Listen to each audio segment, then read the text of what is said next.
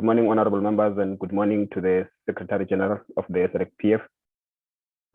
In terms of our broadcast requirements for today, can I request all honorable members that are on the platform to please switch on their videos so that we can be able to determine if they are ready for our live broadcast.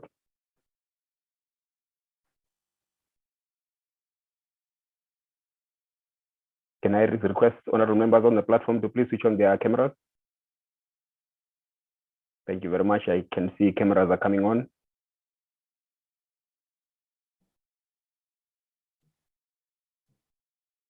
Honorable Matebula, can I kindly ask you to move a little bit back from your camera so that you are properly centered and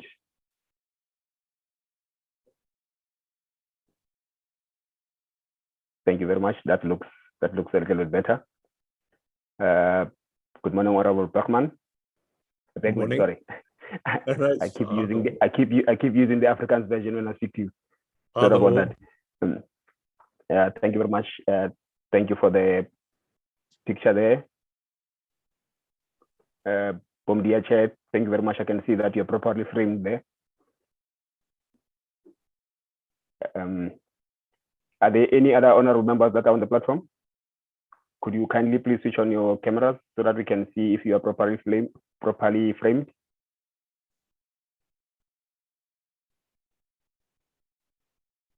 I would like to bring to the attention of the honorable members that the session today is going to be broadcast. It's going to be streamed live on various social media platforms, which is your YouTube, Facebook, and Twitter.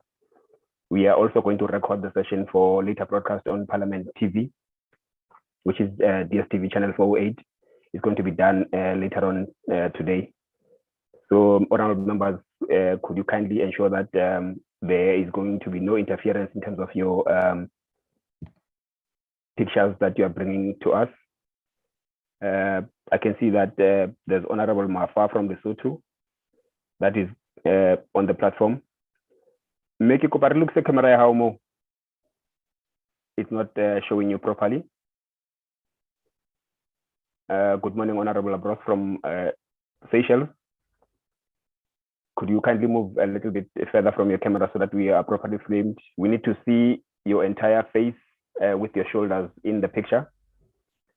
Like I'm framed because we need to get your name on the screen, which is going to appear in this area.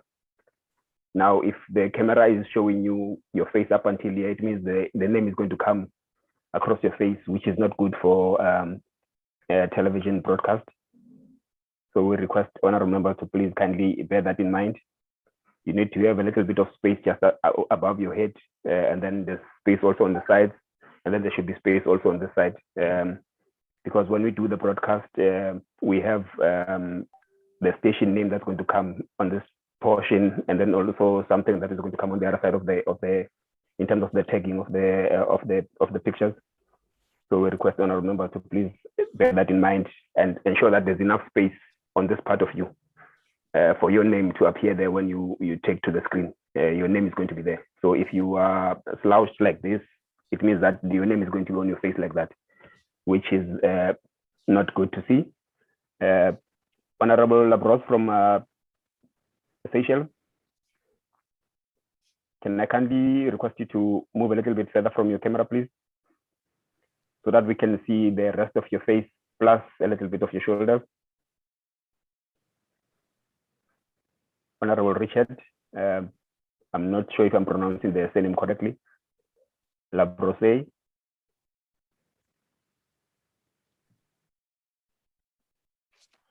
As I indicated, the session is going to be broadcast live on Parliament TV, delayed broadcast on Parliament TV today.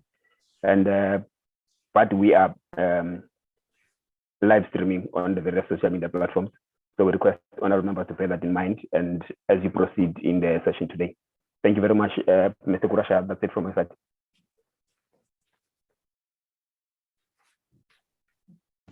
Thank you very much, Mr. Modise. We are ready to commence the session.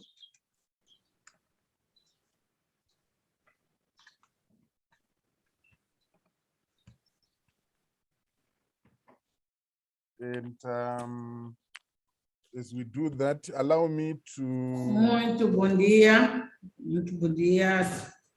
senhores deputados, muito bom dia, senhora secretária-geral.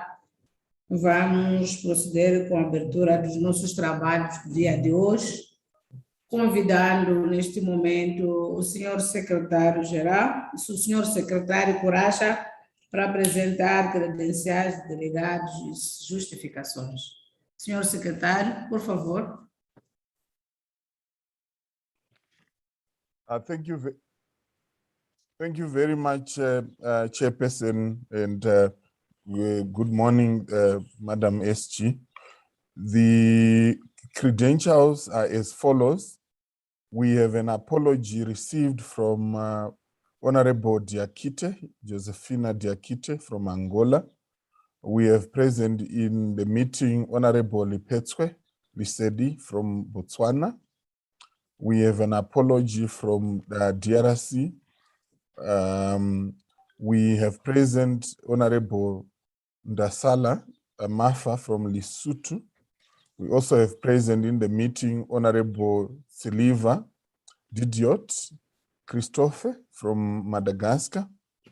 We have present in the meeting Honorable DS Gumba from Malawi. We have an apology from Honorable Ashley Ito, Mauritius. The chairperson, you're present representing Mozambique. We also have present Honorable Utara Motu from Namibia. We also have present Honorable Richard Labrose from Seychelles. We have present the chairperson, Honorable Darren Bergman, from the vice chairperson rather, from South Africa. And we also have present Honorable Mduduz Matebula from Eswatini. We have present Honorable Seleman Jumain Zedi from Tanzania. We have an apology from Zambia because members are yet to be designated after the last election. We have present in the meeting Honorable Ndiwen from Zimbabwe, and that means we have a quorum with 10 of the 15 members present. Chairperson, I also wish to inform through you that we have 3 new members that are attending the meeting for the first time, namely Honorable Utara Motu from Namibia, Honorable Mduduz Matebula from Eswatini, and Honorable Selemani Zed from Tanzania. Furthermore, Chairperson, I wish to advise that in terms of Rule 44 of the Rules of Procedure, we have the following resource persons who are invited as individual experts and representatives of partner organizations. Justice Oagile Kidingake, former judge of the High Court and the Industrial Court of Botswana, Residual Special Court for Sierra Leone, and the Supreme and National Courts of Papua New Guinea. We also have in the meeting Mr. George Cardoso, Director for the SADC Organ on Politics, Defense and Security Affairs. We also have His Excellency Ambassador Saidi Njininti, who is the Special Advisor for the African Center for Constructive Resolution of Dispute Accord, and Dr. Adane Gabriel Meskel, who is the GIZ Project Executive Manager for Peace, Security and Governance.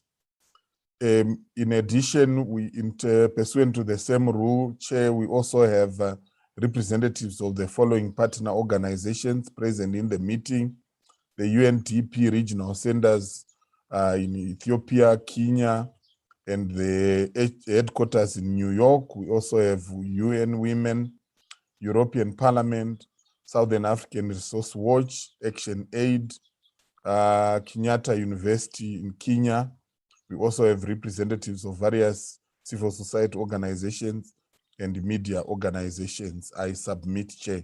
Thank you very much.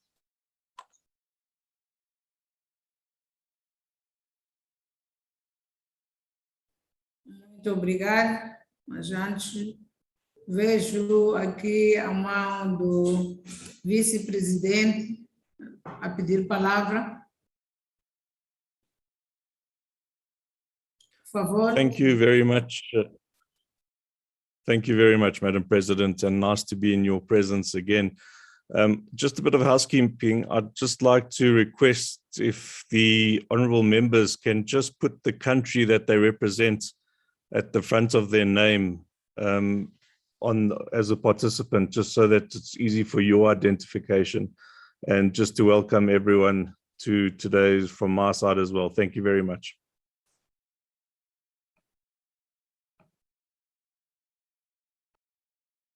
Muito obrigado, senhor vice-presidente, pela observação. Acho que tomamos nota, podemos.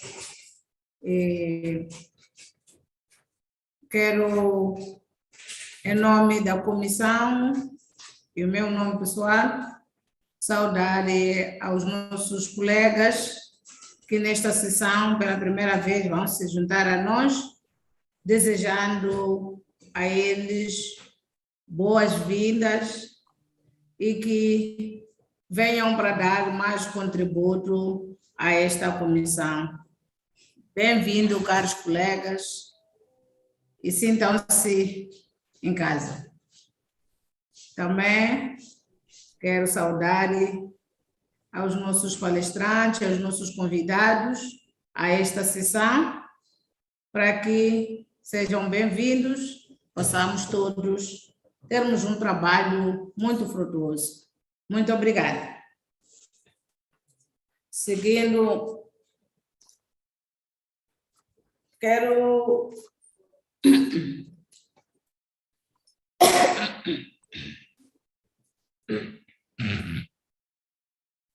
senhores deputados, o projeto de agenda para esta reunião circulou para todos os membros. Há alguma proposta de emenda ao projeto de emenda?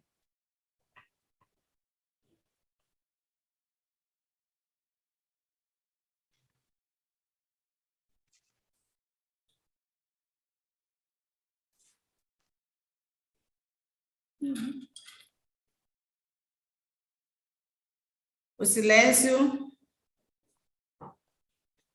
significa que não temos nenhuma emenda.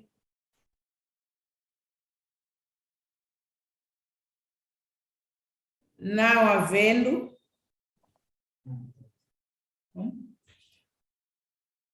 havendo, quem adota a nossa agenda?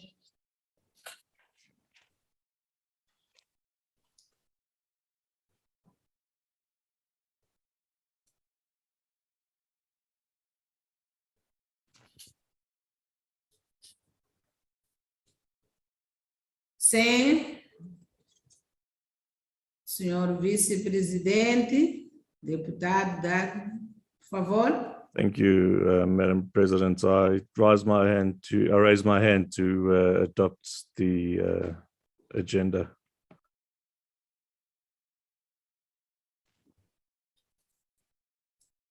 Muito obrigado, senhor vice-presidente. Quem segunda? Quem apoia a nossa agenda?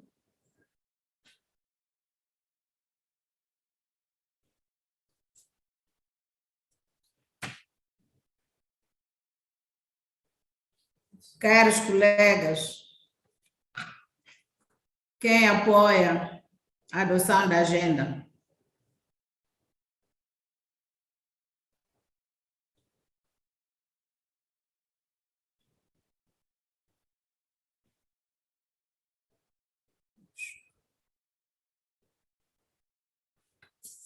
Silêncio.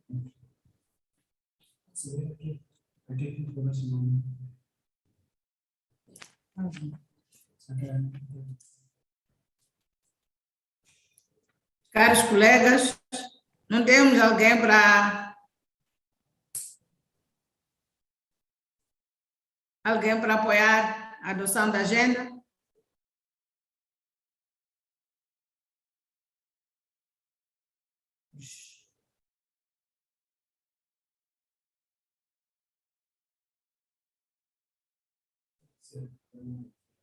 Honorable Matebula, would you like to second the agenda?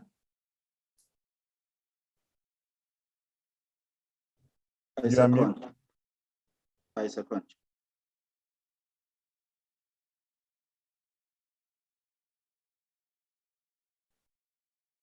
Honorable Chair, Honorable Matebula from Eswatini is seconded.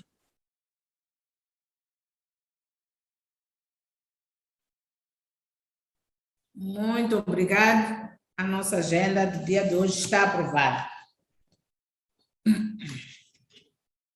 Assim, o projeto de agenda foi aprovado. Vamos à nossa ordem de trabalho. Vou aqui apresentar a locução boas-vindas.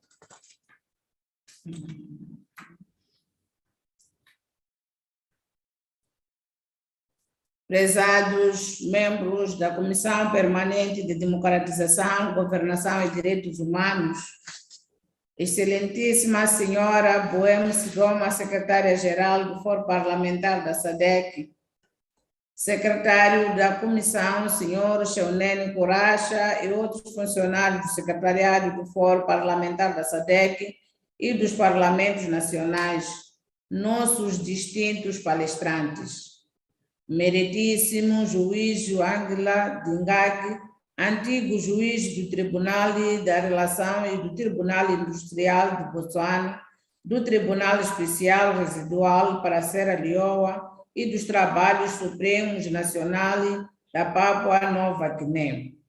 Senhor Jorge Cardoso, diretor do órgão da SADC para os assuntos de política, defesa e segurança.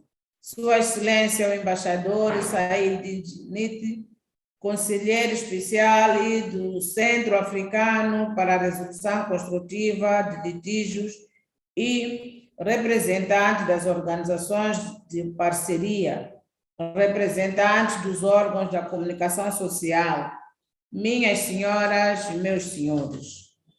É uma honra singular e um privilégio desejar-vos as boas-vindas a esta reunião estatutária da Comissão Permanente de Democratização, Governação e Direitos Humanos do Fórum Parlamentar da SADC, subordinado ao lema Tendências de Paz, Segurança e Conflito na região da SADC, pelo reforço do papel do Parlamento na prevenção e gestão de conflitos. A reunião dá à Comissão mais uma oportunidade de deliberar sobre várias questões temáticas pontuais de interesse regional, de acordo com seu mandato estipulado na linha D do artigo 42 do Regimento Interno do Fórum Parlamentar da SADC e elaborar o devido relatório à Assembleia Plenária. Prezados membros da comissão e distintos participantes, o lema da nossa reunião é muito relevante e oportuno. A África Austral continua a ser uma região pacífica e estável, graças aos espaços de gigante dados pela SADC no sentido de garantir a segurança do Estado, a segurança humana e a prevenção e gestão de conflitos dentro dos territórios dos Estados-membros. De fato, a SADC elaborou vários quadros regionais e criou várias instituições com vista a reforçar a cooperação e a confiança mútua em paz e segurança. Estamos cientes do papel decisivo da paz e segurança para o desenvolvimento socioeconômico na região da SADC. De fato, a não ser que prevaleça um ambiente político e de segurança pacífico e estável, a SADC e os seus Estados-membros não estariam em condições de realizar os objetivos de desenvolvimento socioeconômico regional, erradicação da pobreza e integração regional que são adotados dentro do Plano de Desenvolvimento Regional nomeadamente o Plano Estratégico Indicativo Regional de Desenvolvimento. Gostaria, portanto, de enaltecer a SADC por ter elaborado um plano estratégico indicativo harmonizado para o órgão de defesa, política e segurança, enquanto quadro de implementação cardinal da região para o protocolo da SADC sobre cooperação nas áreas de política, defesa e segurança, 1999, e o Pacto de Defesa Mútua da SADC, 2003, entre outros diplomas sobre paz e segurança. Tenho conhecimento de que a Comissão Permanente da Democratização e Governação de Direitos Humanos foi amplamente consultada durante a revisão do CIPO em 2012, dando assim aos parlamentos da região a oportunidade de aproximar os cidadãos das questões de paz e segurança regional.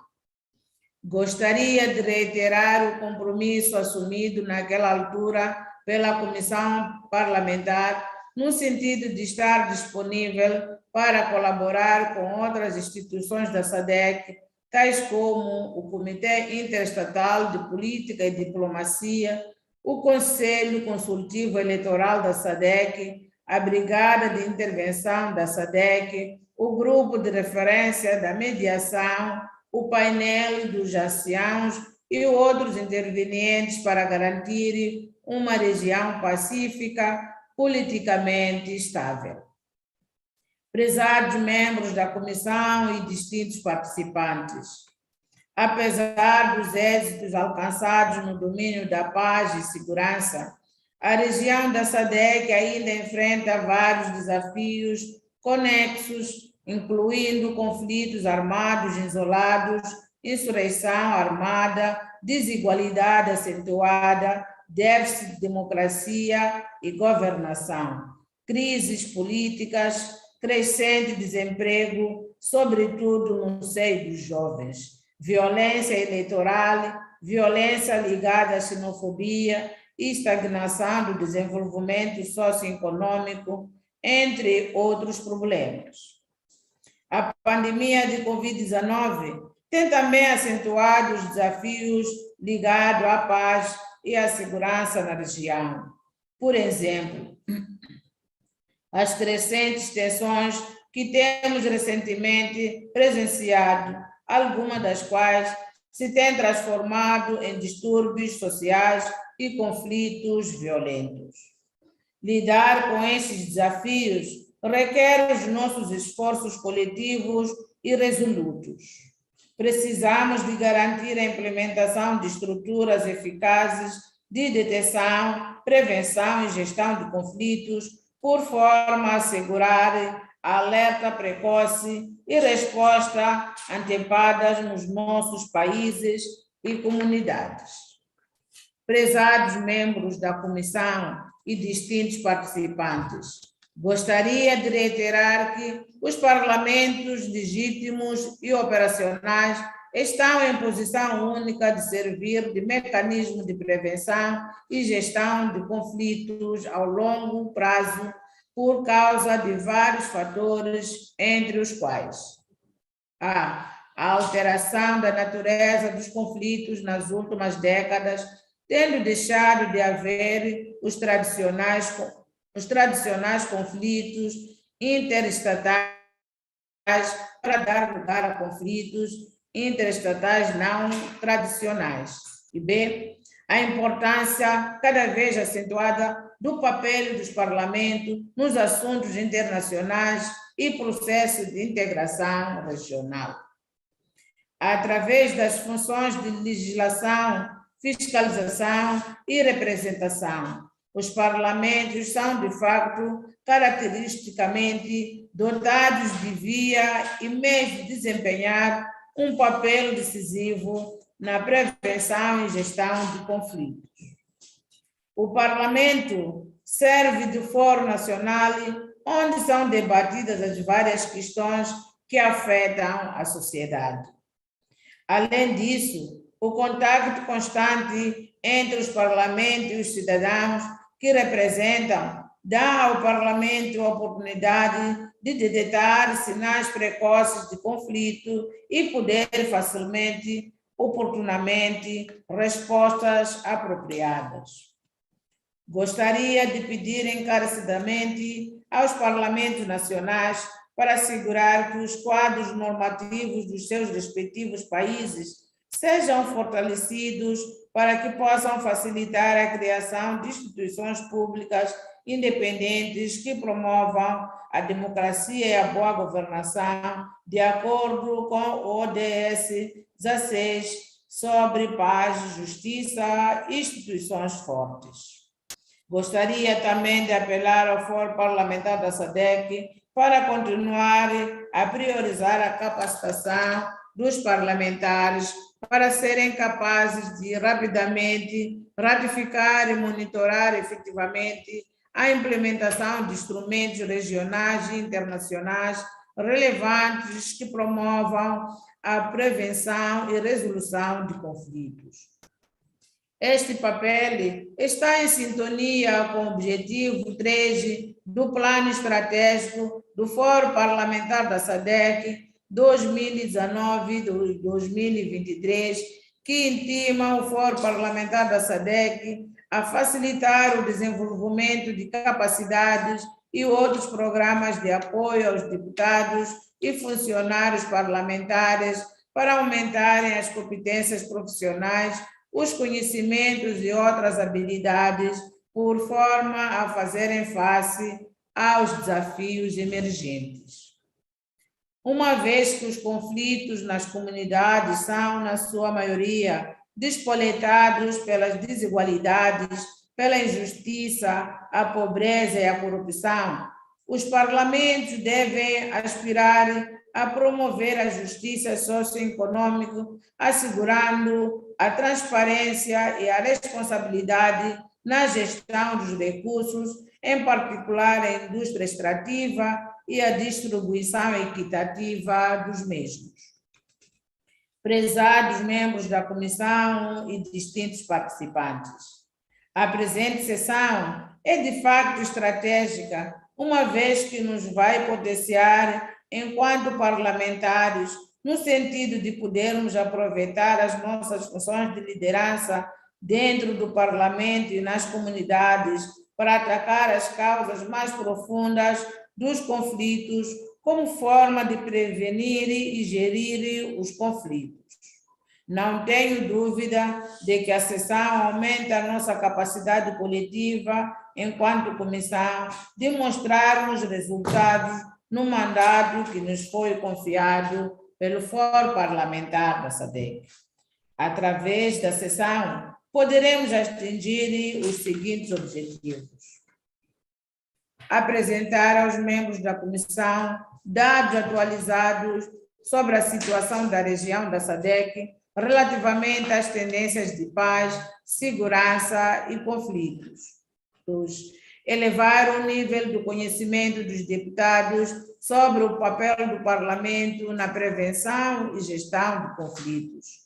Reforçar a capacidade dos parlamentares da SADC de desempenhar o seu papel na prevenção e gestão de conflitos. Trocar experiência e criar consenso sobre as áreas prioritárias para a ação, visando reforçar o papel do parlamento na prevenção e gestão de conflitos. A comissão vai também ter a oportunidade de refletir sobre o papel dos parlamentos na promoção e proteção do constitucionalismo e do Estado de Direito na região da SADC, a partir das deliberações e resoluções tomadas pela 49ª Assembleia Plenária, quando apreciou e debateu sobre o relatório da Comissão da Democratização, Governação e Direitos Humanos sobre o referido assunto. Prezados membros da comissão e distintos participantes, em nome da comissão e em meu nome pessoal, gostaria de manifestar a minha gratidão aos nossos palestrantes por terem aceitado agraciar a nossa reunião com a sua presença e apresentarem comunicações sobre várias questões. Estamos muito gratos ao secretariado da SADC por ter designado o diretor do órgão da SADC para assuntos de política, defesa e segurança, senhor Jorge Cardoso, para apresentar à comissão um resumo informativo sobre a situação da paz e segurança na região da SADC e qual é o papel que o Fórum Parlamentar da SADC e os outros parlamentos nacionais podem desempenhar na prevenção e gestão de conflitos. A presença do diretor Cardoso na sessão da comissão deve ser encarada dentro do contexto da recente aprovação da transformação do Fórum Parlamentar da SADC em Parlamento da SADC pela Cimeira da SADC em Lilongwe, Malawi. Há uma expectativa legítima da continuação da colaboração entre a comissão e as relevantes estruturas do órgão na nossa tentativa de chegarmos a ser uma região de paz e estabilidade política. Gostaria de agradecer também ao meritíssimo juiz por estar sempre disponível para interagir com a comissão. Como se lembrarão os ilustres membros da comissão, o juiz Dingaki apresentou-nos uma comunicação na sessão anterior. Além disso, expresso também os nossos cordiais agradecimentos à Sua Excelência o Embaixador Said Djinid, conselheiro especial do Acórdão, por se ter disponibilizado a partilhar o bom trabalho que a Acórdão continua a desenvolver em prol da paz no continente africano. Por último, gostaria de agradecer aos nossos parceiros, a GISE, pelo apoio financeiro para a realização desta sessão. Prezados membros da comissão e distintos participantes, permitam-me que eu termine por desejar a reunião de deliberações muito frutuosas. É agora minha singular honra e um privilégio declarar oficialmente aberta a reunião estatutária sobre tendências de paz, segurança e conflitos na região da SADC, pelo reforço do papel do Parlamento na prevenção e gestão de conflitos. Muito obrigado pela atenção dispensada.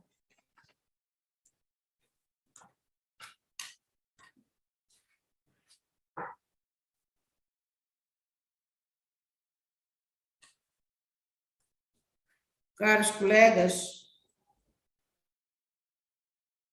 antes de...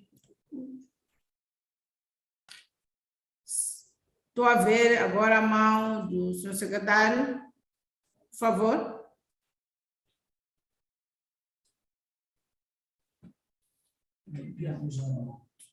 Chair, it was not a hand, it was a reaction following the presentation of your remarks.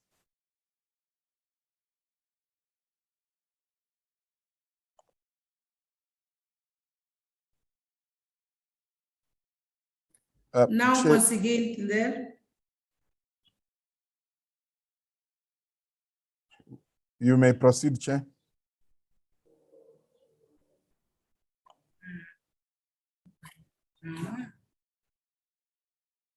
Muito obrigada, senhor secretário. Não sei se é a mesma ideia. Vejo também a mão do Lesotho.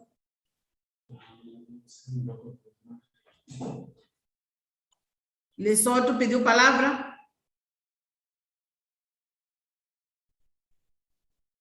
Excuse me, Chair, the member is muted. Honorable Mafa, your mic is muted. Sorry. Thank you very much. I'm just asking if there could be an interpreter, because some of us are not familiar with the language which is being used by the chair. English should be probably used, because I think for some of us, we are just flexible with English. Okay, thank you. If I may, Chair, Just to advise honorable members that the meeting is in 3 languages, English, French, and Portuguese. And to access the language, your preferred language, at the bottom of your screen, there is an interpretation icon. And then while you are there, you select the language that you prefer. So there is English, French, and Portuguese. Have you found the interpretation icon, Honorable Mafa? I don't But I don't below, see it. at the bottom of your screen? At the bottom. Yes. So at the bottom, there is where it says mute, stop video, participants, chat, share screen, then interpretation. It's not reflected. I don't know what's happening. It's not seen. ICT, do you want to assist? I'm just alone. I have no one to assist me. I'm just alone. Anyway. Yes, ma'am. It's just at the bottom right. So if you cannot see it, you can see the more button, like 3 dot with more. Probably my SADC PF team at the bottom. Ma'am, can you hear me?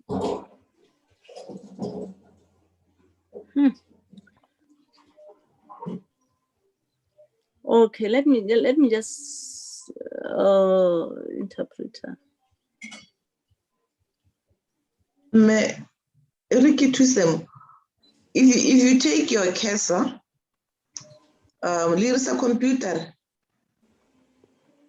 I'm using an iPad. Okay, so it's your cursor. You remote the participants. How we press it, you'll see chat, share screen, record English, interpretation. So when I borrow a crucial handsy, it was interpretation. So you press on that one, and then you just click on English. Okay.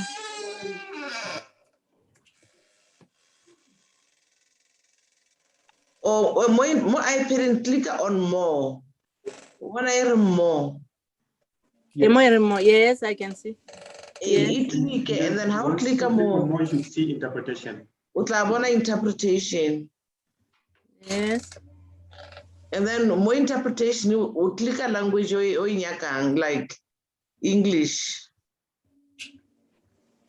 Okay. So you'll only hear English. Okay. Iluki. Yes, thank you very much. You're welcome. Thank you, SG. They're much appreciated. Chair, I think the honorable member has been sorted.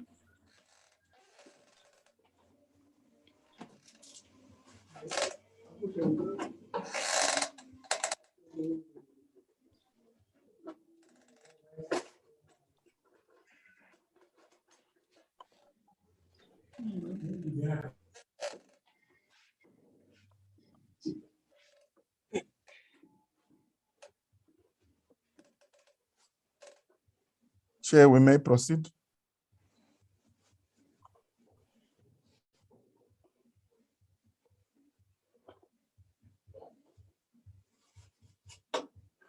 Chair is muted.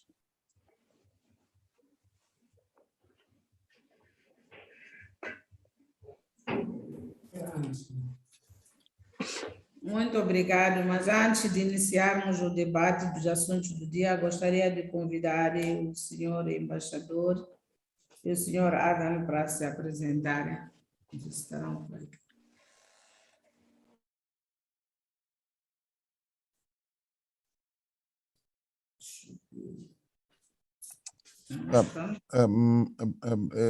Chair, excuse me, Chair.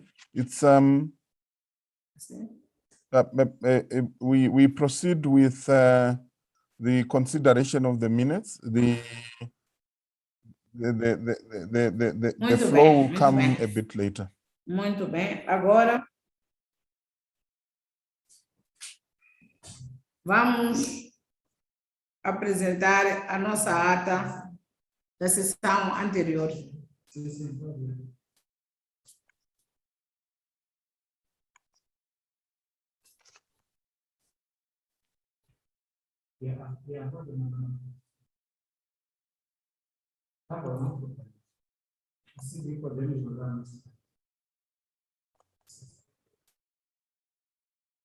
Vamos conferindo página por página.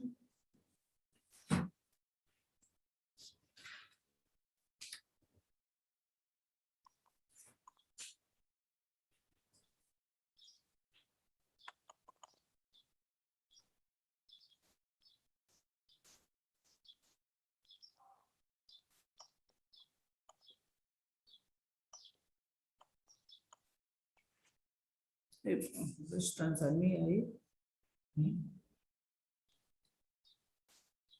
Vejo a mão de Tanzânia, algum.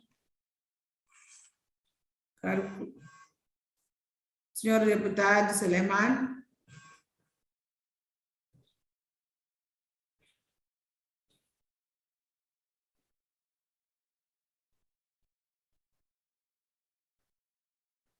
Por favor, estou a ver uma mão levantada.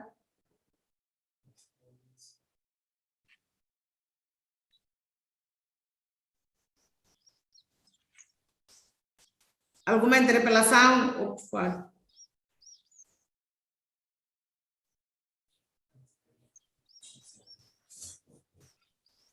Podemos continuar.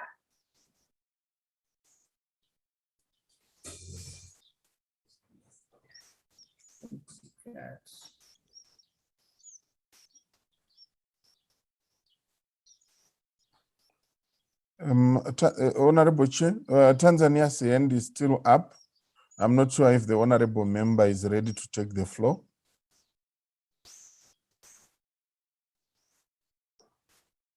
Eu que estava a questionar se é por uma falha ou ele está pedindo a palavra.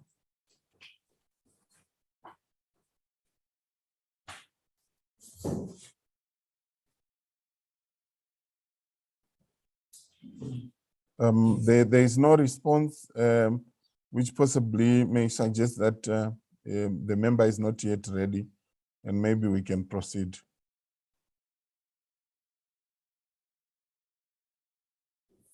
Vamos continuar com a nossa ata.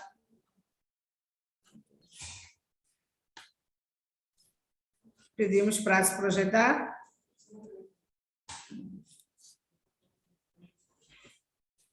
Tirou aí, tá bom. Tchau,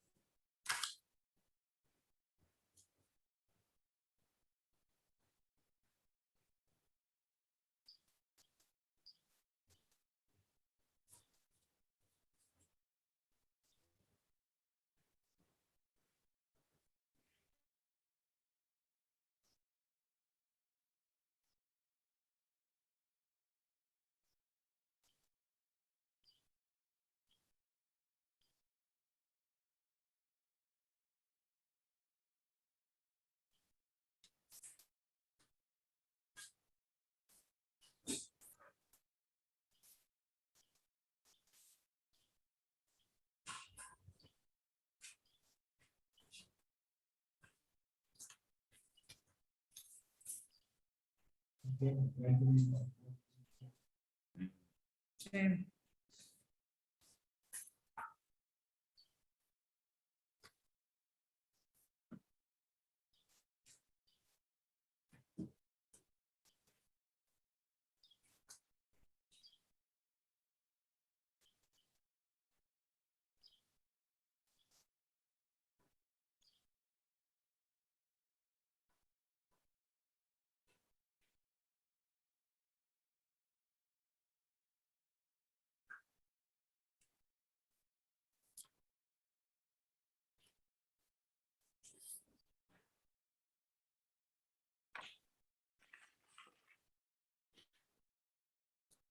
Chair, we have come to the end of the minutes.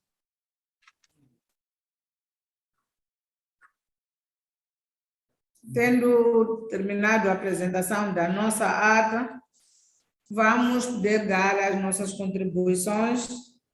Havendo algumas emendas, podemos fazer neste momento. Abro esse espaço para qualquer emenda em qualquer idioma.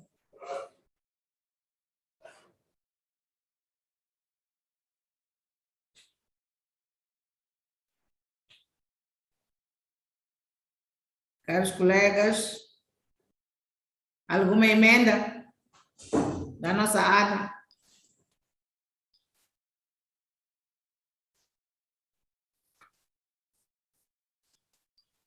O silêncio, acredito que reflete aquilo que foi o nosso trabalho.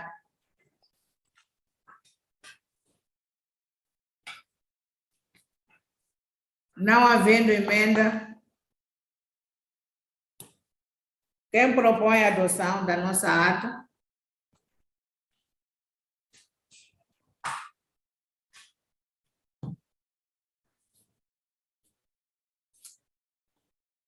Sim, senhor vice-presidente.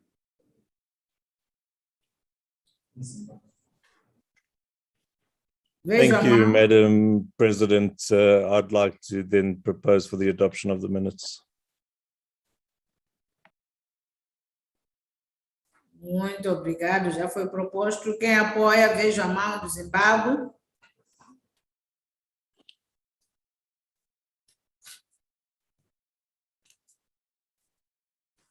I'm seconding, Madam Chair.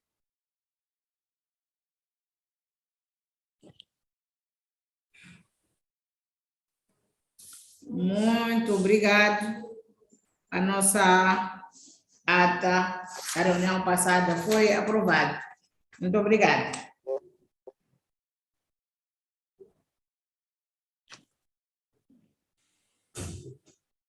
Neste momento,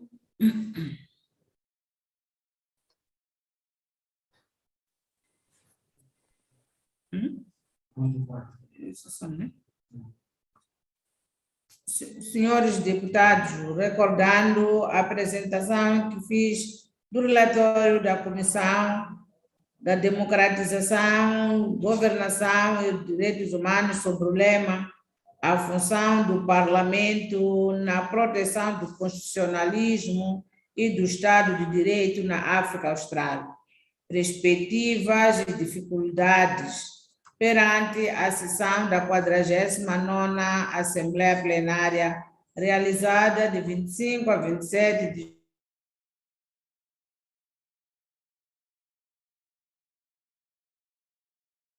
anfitrião.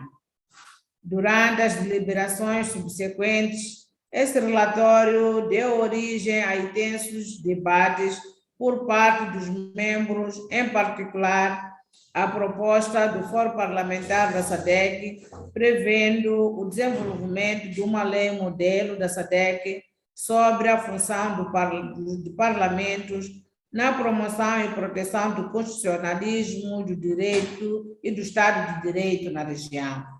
Tendo em vista o que fica exposto supra, torna-se fulcral que a Comissão analise de forma crítica a credibilidade a ser dada e as explicações inerentes ao desenvolvimento da referida lei modelo no âmbito mais alargado do contexto da promoção e proteção do constitucionalismo e do Estado de Direito na região da SADC.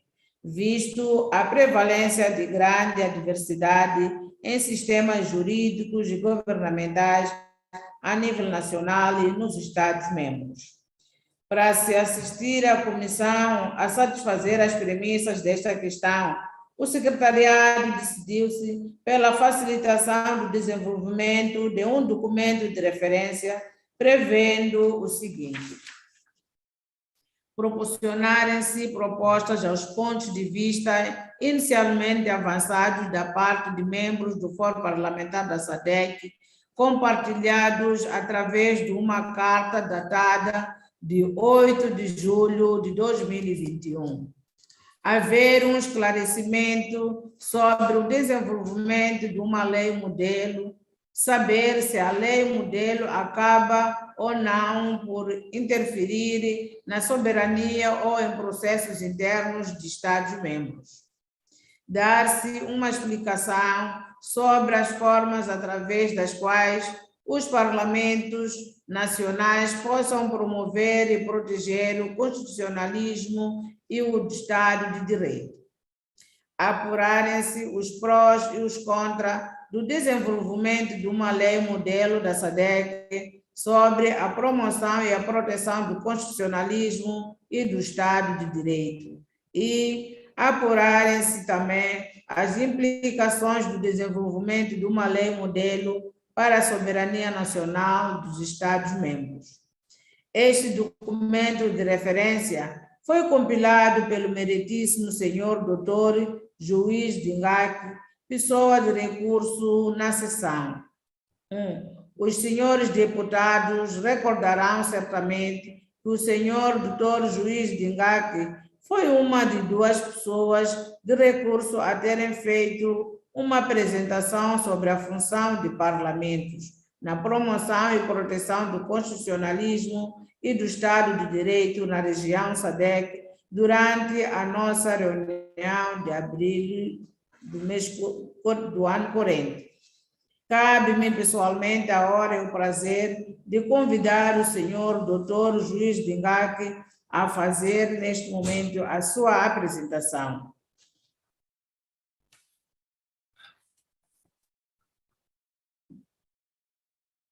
Por favor.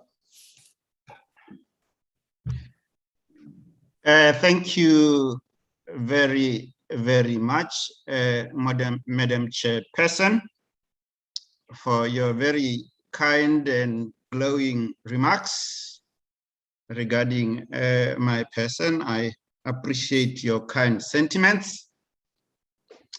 So allow me to recognize your presence and to recognize the presence of honorable members of parliaments from all the SADC regions, from our SADC region, and to recognize the distinguished participants, the Secretary General of SADC PF, Boyemo Sokoma. And just permit me, Madam Chair, to say all protocol observed. I am delighted and truly humbled, as always, to be in the company of such eminent persons, members of parliament from our region, who represent the collective will of our people, they being a result of democratic elections in their own countries. I express my deep gratitude for the opportunity to share this intellectual moment with honorable members on a topic that is very close to my heart, and on a topic which I also know is close to your hearts, as it is at the center of your mandate as members of parliament. The topic of discussion that I'm required to deal with relates to the SADC model law on the role of parliaments in promoting and protecting constitutionalism and the rule of law in the SADC region. I understand that this came about as a result of the deliberations of your 49th plenary assembly of the forum, hosted virtually by the Parliament of Botswana from the 25th to the 27th of June 2021, where you deliberated on the prospect of going ahead with a SADC model law on the role of parliaments in promoting and protecting constitutionalism and the rule of law in the SADC region. I understand also that following the above deliberations, it has become necessary for you to reflect and analyze the implications of conceiving and formulating the said model law in a broader context of the promotion of constitutionalism and the rule of law in the region. The terms of reference have been set out eloquently by the chair.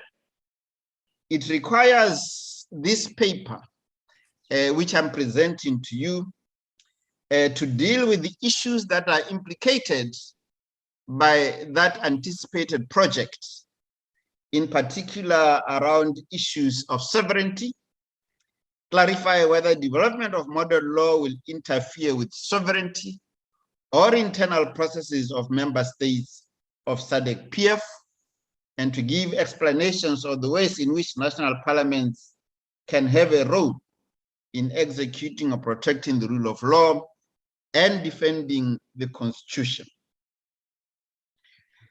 So, Madam Chair, permit me, if you may, to start off my remarks by saying that the matter of model laws is not anything new to yourselves, and it is not anything new to SADC PF.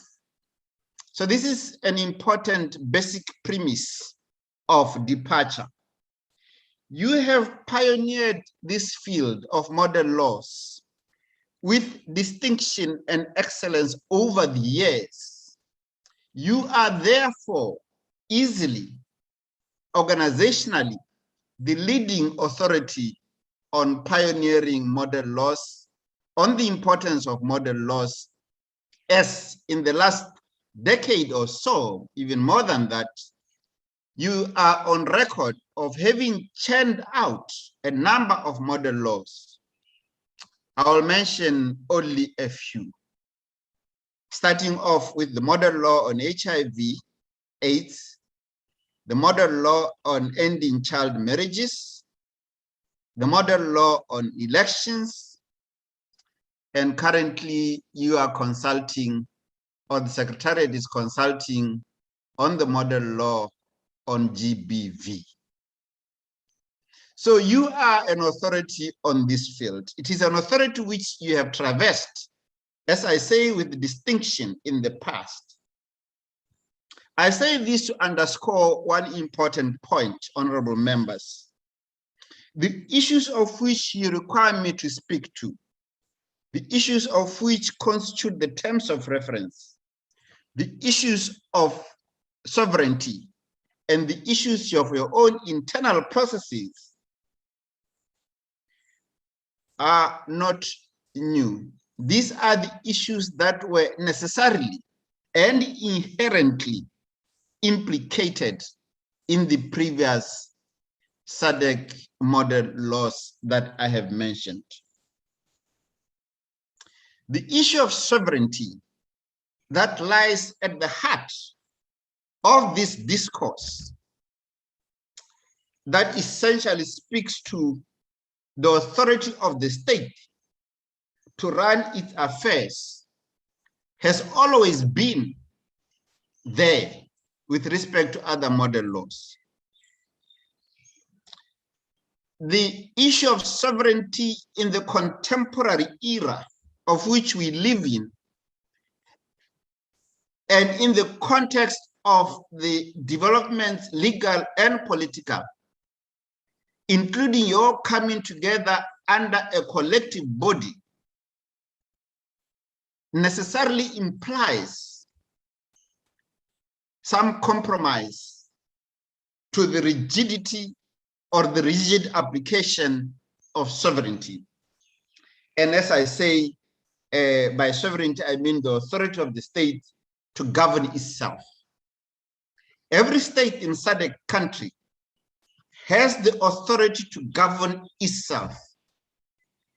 But you, the various countries in the SADC region, have decided to come together collectively as SADC and to live together and to move together as one, as the region, anticipating in the course of time integration at various levels, and thereby softened the rigidity of the concept of sovereignty. Now, it is common cause that members of parliament have a constitutional obligation to provide oversight. That is one of your functions. And also sitting as part of the collective, you also provide guidance on constitutionalism and on the rule of law and on democracy, on good governance. This particular meeting, Madam Chair, allow me to say, underscore this, and the importance of this particular topic has been given impetus or even more significance by the recent resolution of SADC at a meeting in Malawi, in which in principle there was a commitment going forward to the possibility of seeing in our lifetime SADC Parliament. So this is the context within which we interrogate this issue. And because of time constraints, I'll give an overview in order to guide the deliberations as to exactly what we are speaking to when we speak issues of constitutionalism, issues of rule of law, good governance, and democracy. Constitutionalism speaks to the following idea. It is the idea that is rooted and authorized legally by the SADC Treaty. Constitutionalism speaks to adherence to a constitutional system of government, meaning a system of government that accepts the authority of the Constitution as the supreme law of the land. Constitutionalism, it speaks to that. And all our member states are committed to that principle. It does exist side by side, together with sovereignty. Now, constitutionalism speaks to limited government. So it accepts that governments are subject to law and their powers are limited by law, and that they commit to subjecting themselves to the law.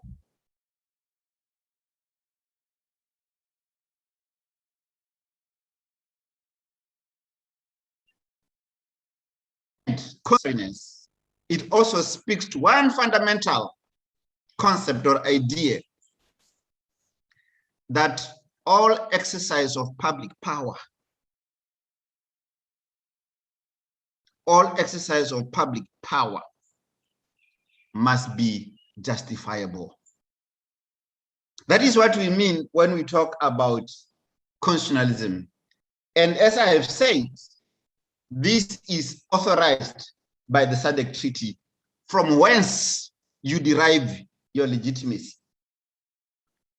I've already spoken about your role. It is not something that I need to spend time in. You know it better than me. But in order to facilitate the free flow of discussion, permit me with humility to remind you and the chair has already done this, that you have an oversight role as part of constitutionalism. Because we must always remember that the concept of constitutionalism does not refer to having a constitution in your own countries. And as I often say, many countries with constitutions do not respect constitutionalism. To say this is not to engage in contradiction. Many countries with constitutions do not subscribe to constitutionalism. Why? Because they do not subject themselves to the law, and they engage in arbitrary governance. And as a result, although they may have constitutions, they do not follow constitutionalism. So members of parliament have a constitutional obligation to provide oversight on issues of constitutions, on issues of constitutionalism. This is a core function of all democratic parliaments. Alongside representation, alongside your very important work of lawmaking, alongside your functions of controlling the budget. And as part of your watchdog role, parliaments have a duty, therefore, to promote constitutionalism, to promote the rule of law, to promote democracy. And when we talk about the rule of law, these concepts overlap. But when we speak about the rule of law, we are talking about a set of ideas, but we also accept that the rule of law is fundamental to any function in democracy. Without the rule of law, we cannot speak of democracy. So at its core, it implies that the government is accountable to the law, that citizens are equal under the law, that countries observe human rights, that minorities are protected, whatever minorities we're speaking about, minorities and vulnerable groups, marginalized groups in a democracy that respects the rule of law, that respects constitutionalism, must be protected. So the rule of law is often underpinned by an independent judiciary. And whilst it is accepted that parliaments have a duty to make laws, and no one disputes that, to pass laws, and the executive has a duty in terms of separation of powers to run national affairs, and that these three organs of the state, the executive, the judiciary, and parliament, must cooperate. None of them must veer into the lane of the other. Each one of them must respect the mandate of another. But all that being said, the rule of law says, constitutionalism says, that the province of saying what the law is lies solely with the courts. They are the final arbiters of that which the law says. And once they have pronounced what the law says, the rule of law says we must all follow suit. So the rule of law is attributed most of the time in the literature on constitutionalism and the rule of law to Dicey, who simplified the concept by saying, and it's very common to say it, that everyone is equal under the law. No person is above the law. That sentiment underlines and reinforces what constitutionalism is all about. So I have canvassed these concepts and also indicated that these engagements that you are embarking upon, they are all authorized by the SADC Treaty and therefore do not conflict, in my respectful opinion, with sovereignty. They do not seek to interfere with your internal processes, but they recognize that as a collective body of parliamentarians, in your collective interest and pursuant to law,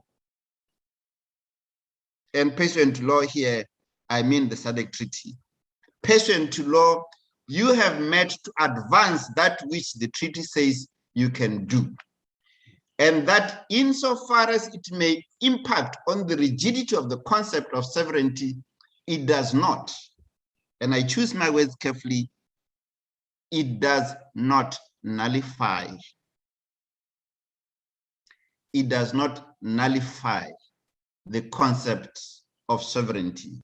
So countries still have the authority to govern their own affairs without interference.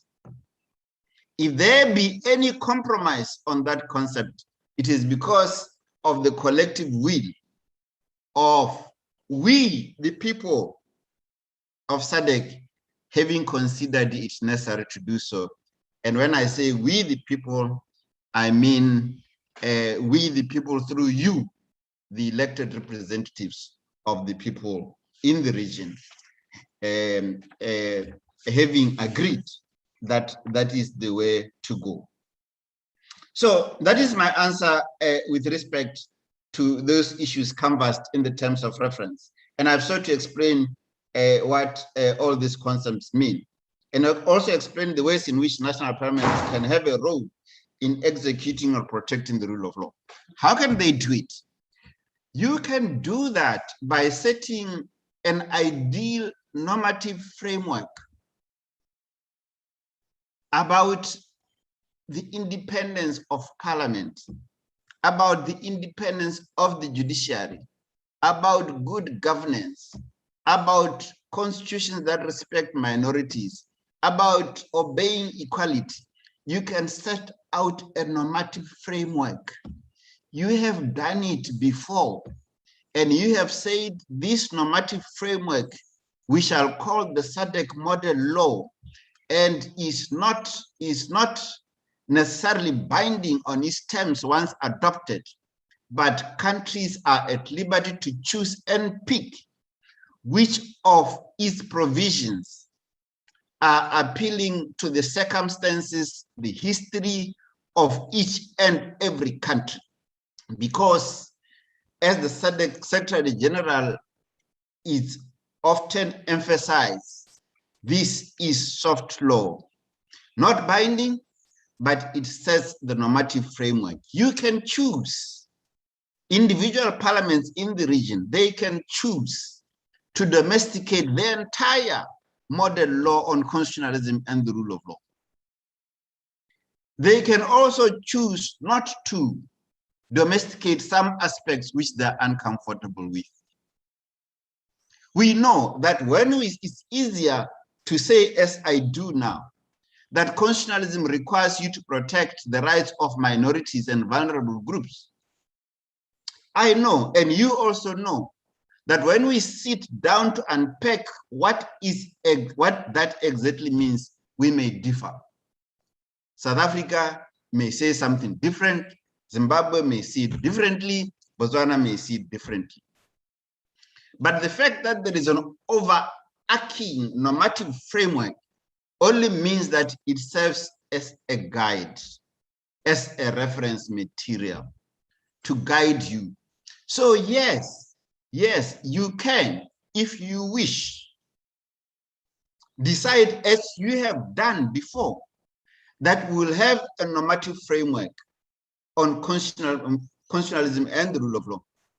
And you would say, among other things, and you have done so before, that, to give you just an example, that all the elections conducted in all SADC countries shall comply with the following conditions or requirements or principles. I mean, in your SADC model law on constitutionalism and the rule of law, you'll be entitled to regulate. You've already done so about the nature and character of the elections, how you want them to be run. You will revisit the issue of rights and say, what do you want to expand? What do you want to leave out? You'll revisit the issue of open democracy.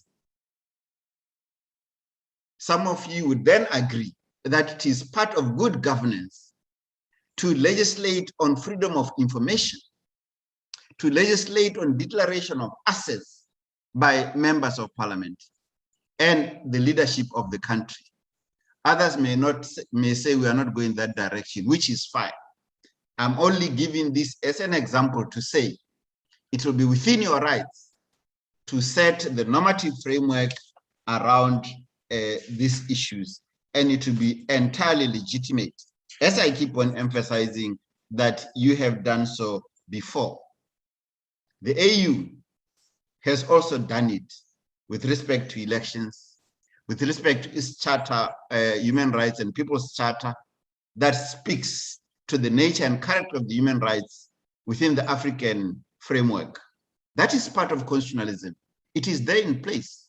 So it will be, you will not be reinventing the wheel in consolidating all those efforts under your own framework as SADC.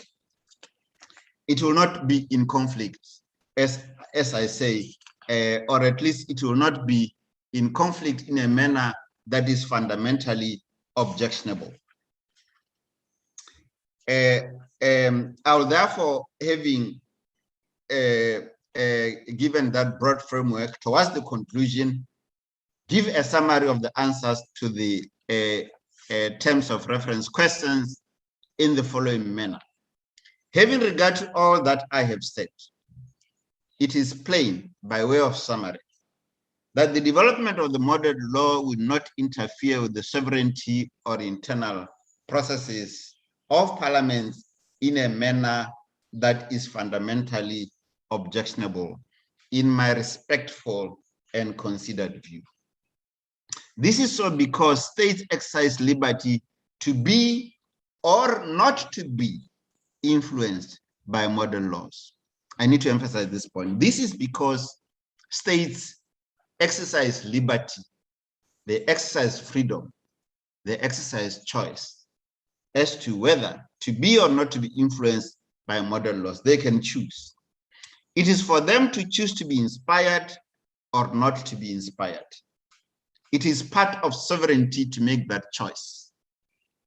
It is up to states to choose which elements of the modern law to adopt, to modify, or abandon. Modern laws may be helpful to modern states in more ways than one. One, they can set best practice and benchmarking. Two, in resource-poor countries, modern laws may be a cheaper way of gaining technical capacity. As a matter of fact, most of the issues for legislation have a universal bearing beyond national interest. To this extent, modern laws serve as a very useful benchmarking tool. National parliaments have many ways of honoring the rule of law and constitutionalism. Members of parliament enjoy comparative advantage in legislative making and other oversight functions. And it is in this respect that they can play an important role in promoting the rule of law and constitutionalism. This they can do by, one, enacting laws that promote democracy, that promote open society, that promote a rights-based living. You know, our governance system needs to be underwritten by human rights. We need to embrace the human rights approach and put it at the very center of governance. It is not just in the interest of us, the current generation, is also in the interest of future generations to come. It does unleash the potential of our people to develop their country unconstrained or chained by repressive governmental measures. The advantage for member states in relation to the development of model law on constitutionalism and the rule of law is that it sets standards that member states can aspire to. The disadvantages, if any, insofar that they may be, if we seek to draw blood or water from stone and say that there are any fundamental disadvantages. If they are, and I concede they may, then they are by far overwhelmed, overpowered by the advantages. In conclusion, Madam Chair, assuming that I'm still in time, I have sought in this paper to argue that SADC PF, through its model laws, can assist parliaments in the region to aspire to best democratic ideals through coming up with a model law on constitutionalism and the rule of law, and that in so doing, they will not be reinventing the wheel. They will simply be continuing with a journey which they have done with distinction and excellence. I have read references to this path that SADC PF has followed in many articles across the globe, and almost without fail, SADC PF has been lionized and praised for setting these standards for good governance with respect to rights and other issues. I will therefore, if you permit me, Madam Chair, rest my submission this far and await any engagements from yourselves. Thank you for listening. Much appreciated, Madam Chair. Thank you.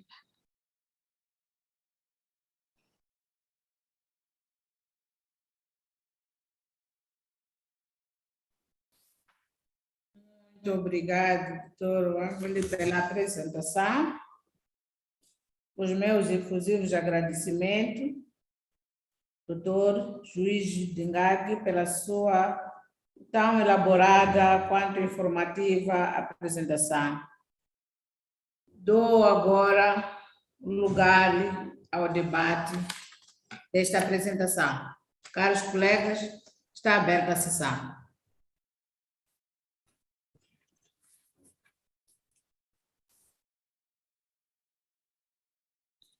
Sim, senhor vice-presidente, a palavra é sua. Thank you, Madam President, and thank you very much to the Honourable Professor and I think Judge as well, as I know. Very interesting to note and to hear the different points and opinions. I must say that I'm always enthused by the role model law because it's something that has inspired me in the sense that if SADC adopted the role model law in that all countries aspire to it, as the judge says, it's an aspiration. And because all countries have the liberty to adopt certain aspects of it, I've always seen it more as a roadmap that countries aspire, that they start with something, at least they put their foot in the water, and that they want to work towards that role model that that in the end they would adopt 100% of that role model law to ensure that the region is united, and that we would get to a point that if this region and the regional parliament was actually one, that we could actually almost be the first region that would be able to be the united region that would have its own economy, shared economy, ease of passage, you would not need a visa. You wouldn't even need to know there was a border between, let's say, Zimbabwe and South Africa, or Eswatini and South Africa, that it would be just so easy to move around, because everything looked the same and everything operated the same. And because we're going from the free trade agreements and progressing that way, that the role model law would cover that, that we would aspire to that. I think what's missing, though, and we've seen it with almost the loyalties to the countries, is that sometimes within the country, we might adopt the law, and the politicians might see it one way, the judiciary might see it another way, and where there's a separation of states and judiciary, and there's a strong separation, we still see that country still has a strong, should I say, there's a strong chance of the role model law being adopted, and there's hope for the role model law being adopted. But I think what's missing is an ombudsman, is a possibility of a role of an ombudsman for the whole of SADC. And what I'd be interested, though, is how powerful that role would be, though, because I think what would be needed is that SADC would be able to refer to an ombudsman and say, but in this country, SADC has the role model law. This country has their laws, but this country is not. This country has not participated. They subscribe to SADC, and therefore they subscribe indirectly to what we're trying to achieve in SADC, but their country is doing something that is contrary to what we're trying to achieve in SADC, which could have effect on, let's say, free trade. It could have effect on bringing growth and development to the region. It could have an effect on the future security of our people, let's say. So I think there's also, I'd be interested to see what the opinion is in terms of an ombudsman, and whether that would be useful in terms of trying to get countries on board or to subscribe to getting their legislation aspired more towards role model law, even if we put a timeline to it, that it's a timeline of over a decade, at least, let's say 5 or 10 years, that we start working towards it. Thank you very much.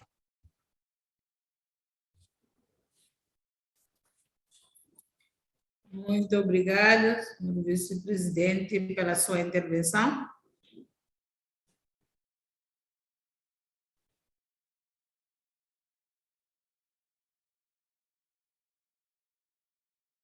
Caros colegas,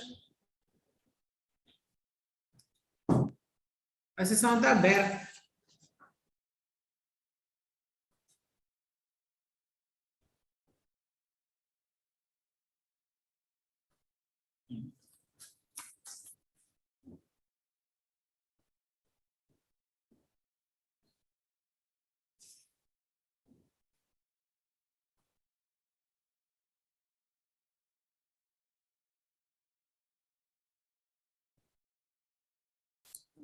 Não temos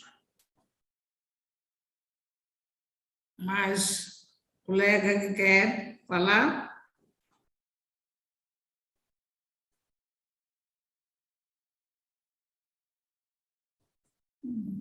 Não havendo,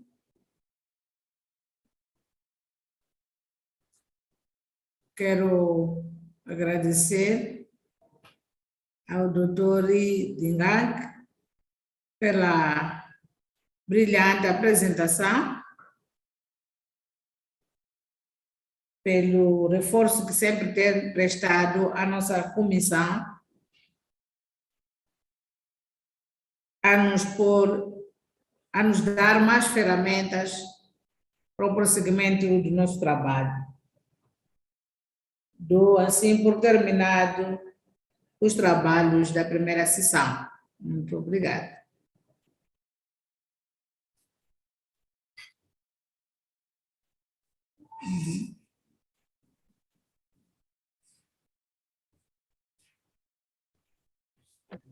Thank you very much, Chair. I appreciate it.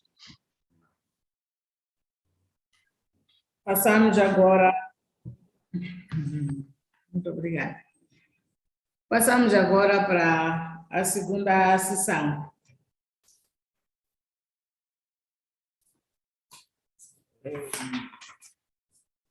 Senhores deputados, passamos para a nossa segunda sessão da nossa reunião, durante a qual seremos feitas 2 apresentações sobre o lema a paz, a segurança e as tendências de conflitos na região da SADC, reforçando a função do Parlamento na prevenção e gestão de conflitos. Para o primeiro apresentador para esta sessão de hoje é o senhor Jorge Cardoso, diretor do órgão da SADC dos Assuntos Políticos, Defesa e Segurança. E o segundo apresentador, Sua Excelência, o senhor embaixador Said, conselheiro especial do Centro Africano de Resolução Construtiva de Litígios. São uma das pessoas de recurso para fazerem as suas respectivas apresentações, que serão seguidas pelos trabalhos de uma sessão plenária. Por favor, senhor Jorge Cardoso.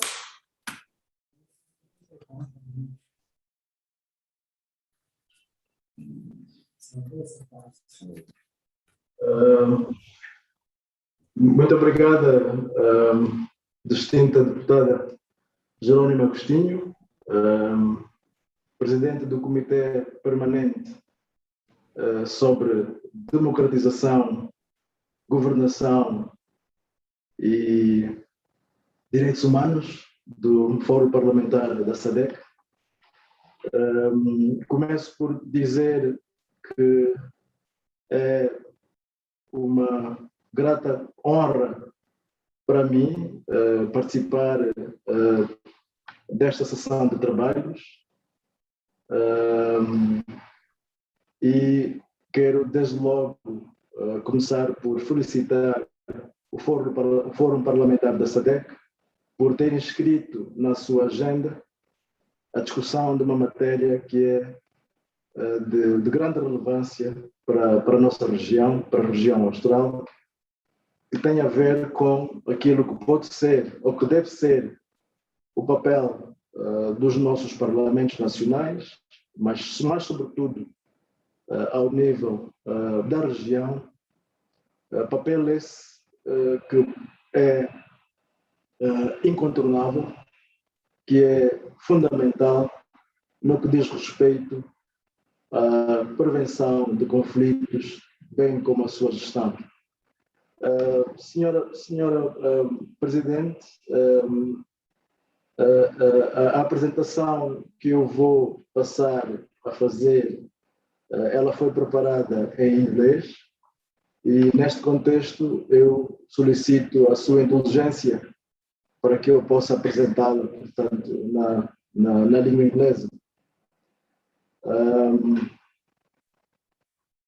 Honorable Jerônimo Agostinho, Chairperson of the Standing Committee on Democratization, Governance and Human Rights of the SADC Parliamentary Forum, honorable members of Parliament from the SADC region, Ms. Boemo Sekoma, Secretary General of the SADC Parliamentary Forum, Excellency, my dear brother, Ambassador Said Jinit, Special Advisor, African Center for Constructive Resolution and of Disputes, which is also known short as ACOD. Distinguished guests, ladies and gentlemen, on behalf of the Secretary Executive Secretary of the Southern Africa Development Community, His Excellency Mr. Elias Mahosi, I wish to thank the SADC PF for the invitation to participate in this important meeting of the SADC PF Standing Committee on Democratization, Governance, and Human Rights. Distinguished guests, ladies and gentlemen, the SADC region continues in great extent to enjoy sustained peace and security, and the political environment remains stable, despite low level of political intrastate tensions in a few member states, and the emergence of acts of terrorism in at least 2 member states.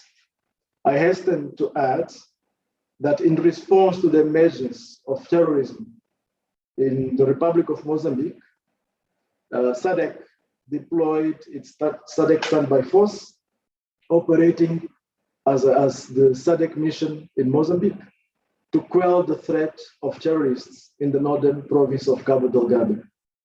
Similarly, to counter the threat of the negative forces in the Democratic Republic of Congo, SADC has deployed what is known as the Force Intervention Brigade since 2013 in support to the United Nations Organization Stabilization Mission, also known as the MONUSCO.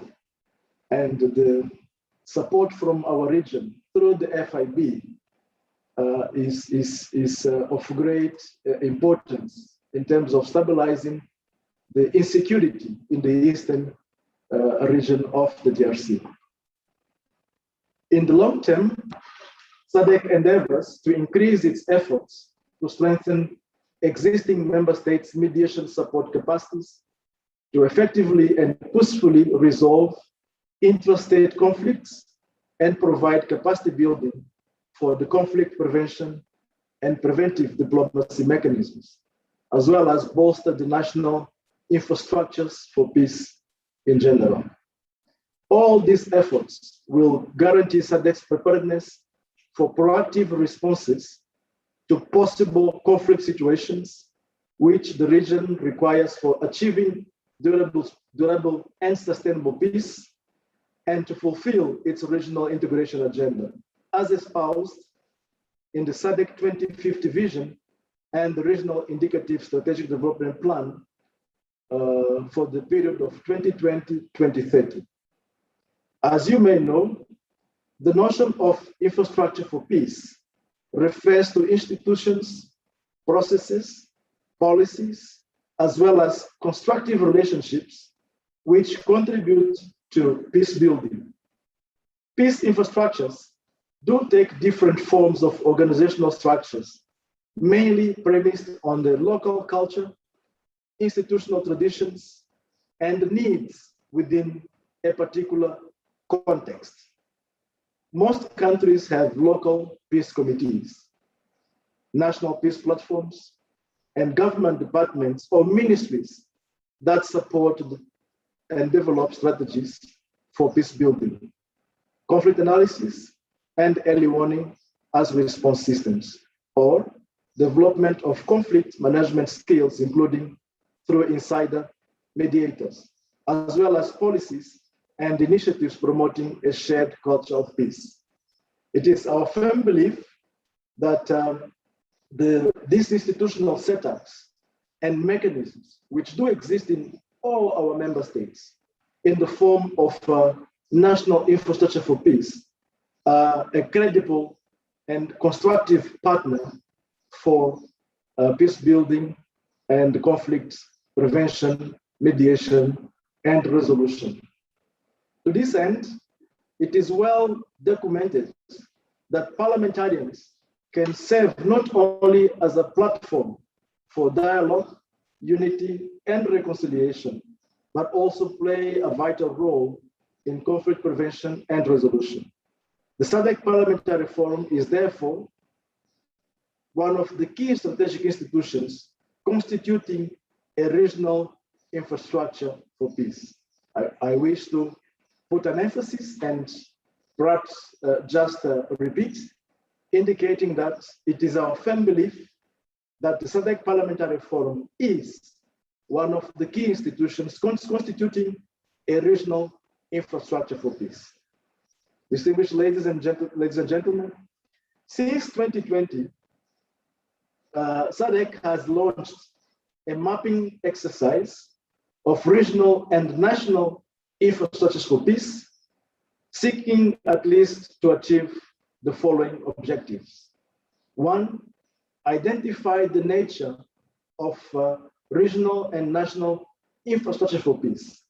Two, assess their mandates, operational modalities, and their human and financial capacities. And three, identify their strengths, weaknesses, and areas where improvements are required.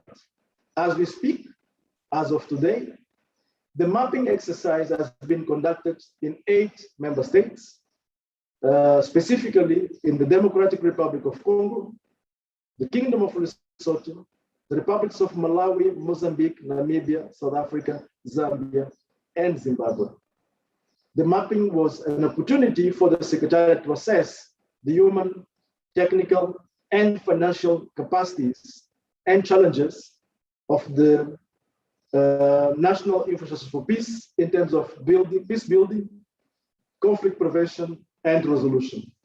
This exercise will continue in order to cover the remaining member states. Distinguished ladies and gentlemen, in our regional mapping exercise, we find that the SADC Parliamentary Forum is an important representative institution for the SADC citizenry, thereby serving as a valid interlocutor for the political and security needs and desires of the general public. It brings national parliaments together across political party lines and the national boundaries in pursuit of strengthening SADC's capacity to address peace and security. The SADC-PF has been visible through its involvement in election observation missions, in addition to its active promotion of electoral standards to mitigate the risks of electoral-related conflicts. Let me also emphasize a very critical role that the Parliament, the Parliamentary Forum has been playing, which has been covered in the previous session, which is the conceptualization of model laws, which guides our member states in terms of best practices of implementing specific issues to amplify and improve and also strengthen democracy, good governance through constitutionalism.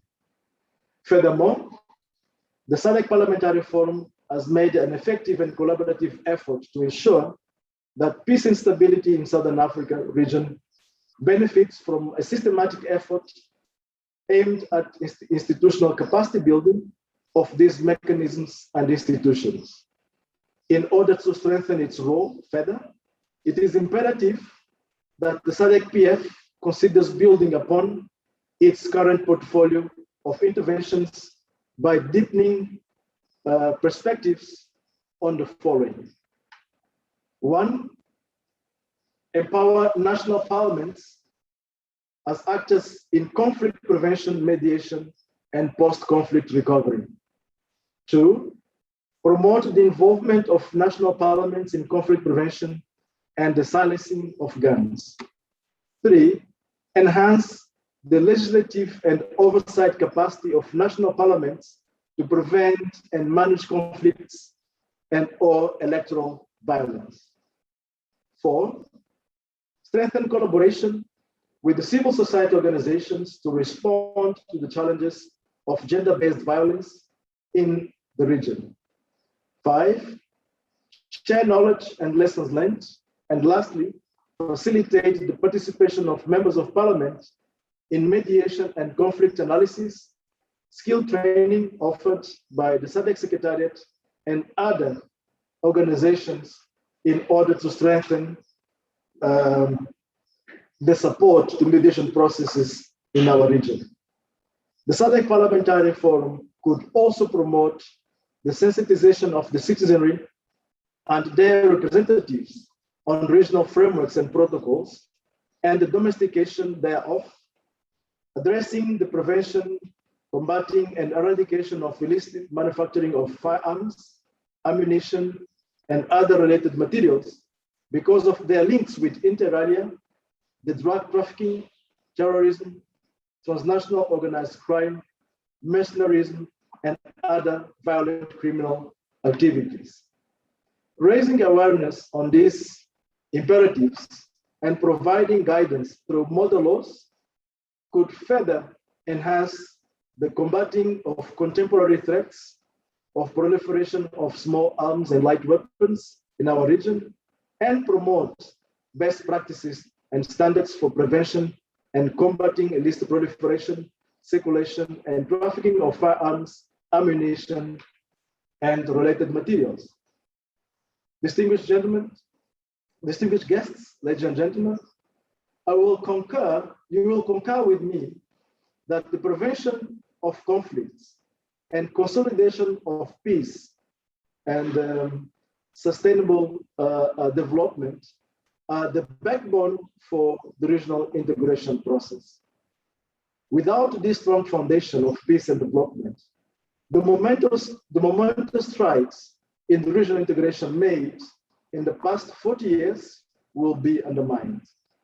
As alluded to at the beginning of my remarks, it is noteworthy that the region has over the past 3 decades systematically developed relevant mechanisms to address various forms of conflicts. Honorable Chairperson, ladies and gentlemen, to illustrate these milestones in greater detail, let me highlight some of the key developments since the dawn of the millennium in regard to the establishment of the region's peace and security architecture. Since the early 2000s, the SADC member states have established in earnest interlinked structures as part of the mediation, conflict prevention, and preventive diplomacy structures, as well as early warning and response systems, which include the mediation, conflict prevention, and preventive diplomacy structure, which is an area bringing together what we call the panel of elders, the mediation reference group, and the mediation support unit. Their role is to enhance SADC capacity for and expertise in mediation, conflict prevention, preventive diplomacy, and thereby improve the prospect of success in regional efforts to prevent and resolve significant inter- and intrastate conflicts in the SADC region. 2, the SADC Electoral Advisory Council, which advises the organ on politics, defense, and security cooperation on matters of election, democracy, and good governance, and on mediation strategies whenever it's required. 3, the Regional Early Warning Center, whose role is to strengthen the SADC mechanisms to prevent conflict, to manage conflicts, and also to resolve in line with the provisions of the Protocol on Politics, Defense, and Security Cooperation and the Strategic Indicative Plan of the organ through tracking threats. The early warning mechanism is therefore a very important tool which enable us to identify triggers of conflict in order for the region to be able to prevent its full eclosion into conflict. Another important element in this peace architecture is the SADC Standby Force, which is tasked to respond to natural disasters and security threats, including terrorism and interstate as well as intrastate conflicts. And I wish to also once again recall that currently we are deployed both in the DRC as well as in the Cabo Delgado province through the deployment of the SADC Standby Force. Another very important institution, distinguished participants, is the Regional Peacekeeping Training Center. It's an institution which is based in Harare, Zimbabwe, which provides specialized training in conflict analysis, mediation, among other things, but specifically supporting and increasing our capacity for the region to be able to intervene in peace support operations and humanitarian assistance when required. It is a reality that climate change over the past few years have increased in terms of intensity and frequency. You will recall, distinguished members and participants and members of parliament, that maybe 15 years ago, we would have adverse natural phenomena once per year, but currently we have been having 3 or 4 adverse natural disasters in our region, which also impacts on the social stability and security in our region. Let me complete by stating another very important undertaking in terms of putting together this peace architecture, which is the regional logistics depot. Once completed, will provide for storage, inspection, and maintenance of equipment and materials for all components of the SADC Standby Force and the Regional Counterterrorism Center, which will be launched later this year, as a direct response to the rise of the terrorism in our region. Let me indicate, distinguished ladies and gentlemen, that the Regional Counterterrorism Center is going to be hosted by the United Republic of Tanzania, and currently we are finalizing the operationalization towards its inauguration, as I indicated, later this year. Ladies and gentlemen, the transformation of the Parliamentary Forum into a SADC Parliament and its roadmap was approved by the SADC Summit held in Malawi in August this year. A protocol establishing the composition, powers, functions, and procedures of the Parliament will be drafted, and the process towards amending the SADC Treaty will equally follow, enabling the Parliament to become a full-fledged SADC institution. In view of this historical decision, we now have a solid foundation to work collaboratively with the SADC Parliamentary Forum at many levels in strengthening the region's capacity to sustain the peace and prevent or manage existing conflict as an integral part towards political and security stability, as well as the consolidation of democracy. In this regard, allow me to congratulate all members of parliament from our member states for this important milestone, amplifying the voice of the people and the ordinary citizens into the regional integration process. As the region begins to implement the Regional Indicative Strategic Development Plan for the period of 2020-2030, guided by the SADC Vision 2050, which underscores that peace is a foundational pillar for our development as a region, we have to continue to strengthen our capacity to undertake threat assessments, monitor potential flashpoints, and devise appropriate tools to track and respond to them in a timely manner.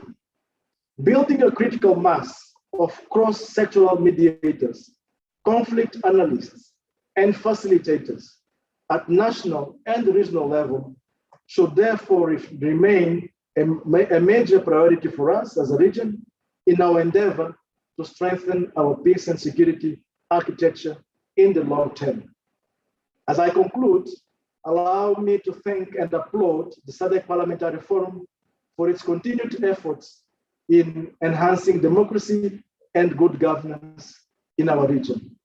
As a secretariat, we remain committed to work hand in glove with the Parliamentary Forum towards realizing the objectives of our region, specifically in terms of peace, security, and stability. And allow me to once again indicate that we do expect a greater role of the SADC Parliamentary Forum in terms of supporting all the peace initiatives, as well as becoming a key player when it comes to conflict prevention, management, and resolution. Thank you so much, Honorable Chairperson, for this occasion. And I wish to stop here in conclusion of my remarks. I hand over to you, Madam Chairperson. Thank you.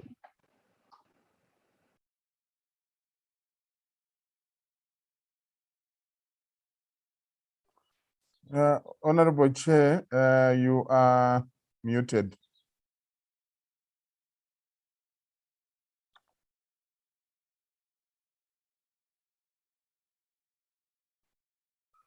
Sorry, Honorable Chair, you are muted. Your mic is muted, Honorable Chair.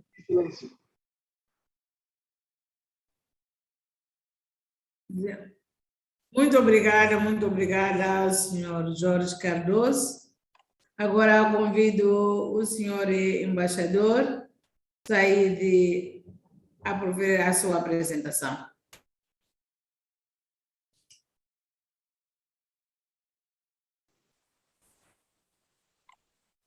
Madam Chairperson and honorable members of the SADC Parliamentary Forum, Standing Committee on Democratization, Governance and Human Rights. Dear colleague George Cardoso, ladies and gentlemen, I appreciate the opportunity to address you today on behalf of the African Center for the Constructive... Sorry?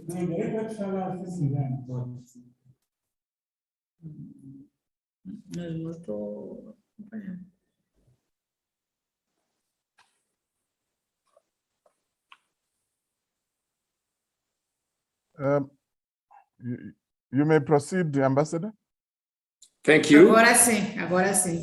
It's okay? Yeah, I was saying that I really appreciate the opportunity to address your August Assembly today on behalf of the African Center for the Constructive Resolution of Conflicts. First, I must commend your efforts and of those who came before you for having steered the work of this forum in order to ensure that it is able to hold its Golden Jubilee Plenary Assembly. This is indeed a worthwhile achievement given all the challenges, the heavy load on your shoulders in your respective national parliaments. I am sure that you will continue to pay witness to the growth of this forum. I am also glad that I am addressing the Standing Committee on Democratization, Governance and Human Rights, although I'm speaking on the issue of conflict trends in the region. This, I think, is an indication that this forum and you as members have realized that it is not always possible to neatly separate these issues, and that indeed issues of bad governance, disregard of human rights, failure to consolidate democracy, and constitutional changes of governments and other factors are constitutive of some of the triggers of the many violent conflicts and societal tensions we have seen in this region and elsewhere in our country. ICT, could you assist to... Is it okay? Shall I continue? Just a moment, Ambassador. ICT, could you assist to mute the chair's mic, please? All right. Thank you. You may proceed, Ambassador. Thank you.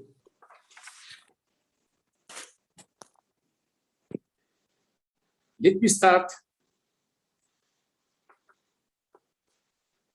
start my input today by recalling a seminal document drafted in 1990, almost 30 years ago, by the former Secretary General of the then Organization of the African Unity, the distinguished Dr. Salim Ahmed Salim, entitled Report of the Secretary General on the Fundamental Changes taking place in the world and their implication for Africa, proposal for African response.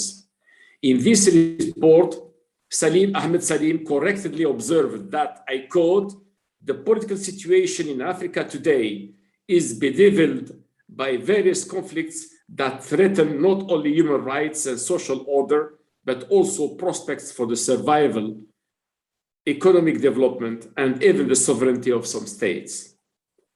41 years later, in spite of many noble and notable efforts to rid Africa of conflicts, I dare say that we still faced with daunting challenges, including in this region. This only means more work collectively still needs to be done. Madam Chairperson, it has been almost 2 years since the world learned of COVID-19, a virus first identified in Asia and which soon spread throughout the world, affecting almost every single person in the world in one way or another. There have been more than 230 million confirmed cases and more than 4.8 million confirmed deaths because of COVID-19. The pandemic has forced the world to pay a large forfeit in human lives in less than 2 years. COVID-19 has fundamentally affected the way in which people have had to go about their daily lives in countries across the world. The wearing of surgical face masks was once reserved for doctors about to undertake a surgical procedure, but now is a common practice. Leaving the house without wearing one makes someone feel not properly dressed. We have also had to change the way we live our lives, working from home, interacting physically with our colleagues and friends less, and staying at home as much as we could, not only for our own safety, but also for the safety of others. Beyond the personal impact of COVID-19, the lockdown implemented to prevent or slow the spread of the virus also brought whole economies to a grinding halt, affecting international trade, job creation, and job security. Many businesses have had to close down due to the lockdowns, whilst many others struggle to keep afloat.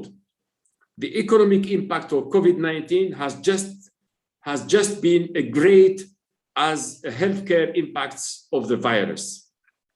In Southern Africa, the COVID-19 has only served to exacerbate a number of issues facing the SADC region, such as poverty, unemployment, and inequality. Whilst making these issues worse, COVID-19 has also made it difficult to put measures and processes in place to deal with these problems, further compounding the issue. Beyond poverty, unemployment, and inequality, there has been issues relating to governance and insecurity in the region that have been prevalent for many years. COVID-19 has had a negative impact on a number of areas in the SADC region, but there has been also a number of positive aspects to come during this period, with democratic consolidation being one of them. Since the early 90s, Southern Africa states have undergone substantial political transformations, which has seen some of the countries shift from one-party states to multi-party democracies.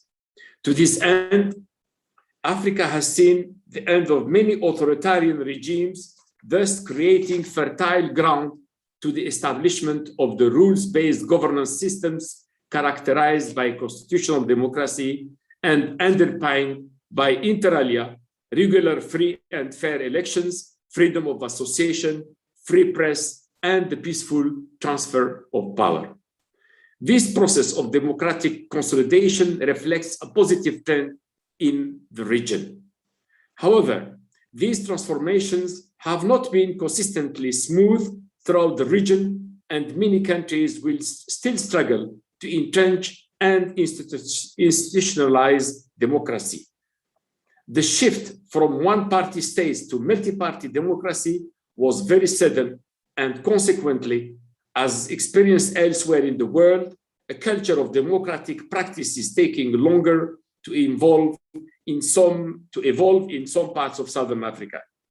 In many parts of the world, democratic governance is underpinned by the level of socioeconomic development that creates diverse opportunities that allow for the diffusion of power and influence across society.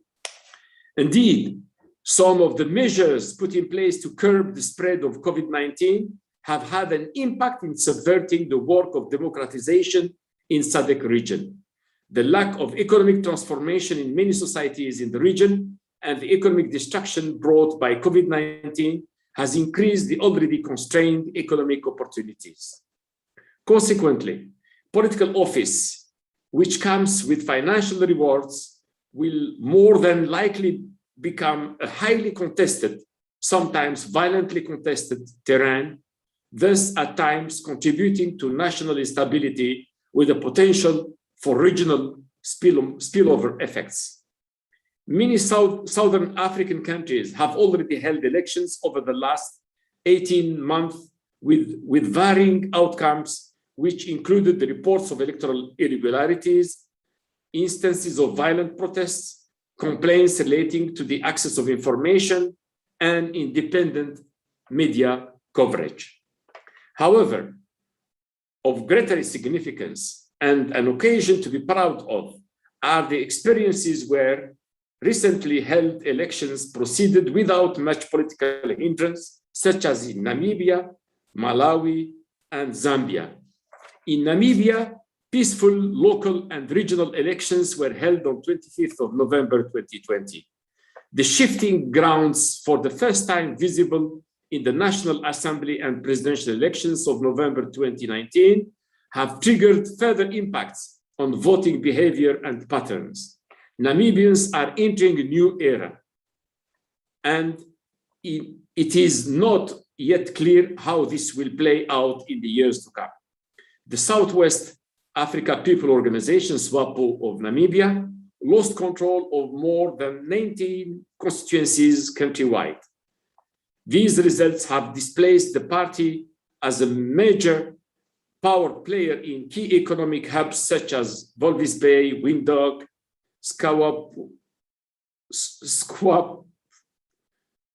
Swakopmund, and Zambezi region and the south of Namibia.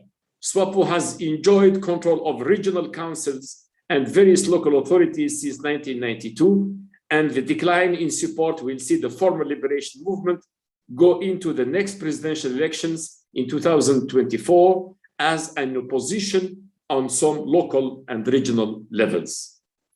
All in all, the competing political parties and cultures in Namibia are indicative of a healthy and prospering democracy, one in which democratic hiccups are part of healthy pluralism, as long as the forms of exchange are not dominated by mere playing to the gallery and are rather guided by substance. Malawi became only the second African country ever to annul the presidential elections after Kenya did so in 2017, and became the first in which the opposition won the rerun. The initial May 2019 vote has seen incumbent Peter Mutharika narrowly return to the presidency. However, in February 2020, the landmark ruling by Malawi's Constitutional Court canceled the results, citing widespread, systematic, and grave irregularities, including the use of corrective fluid in vote tallying and the Malawi Electoral Commission failure to address complaints before announcing results.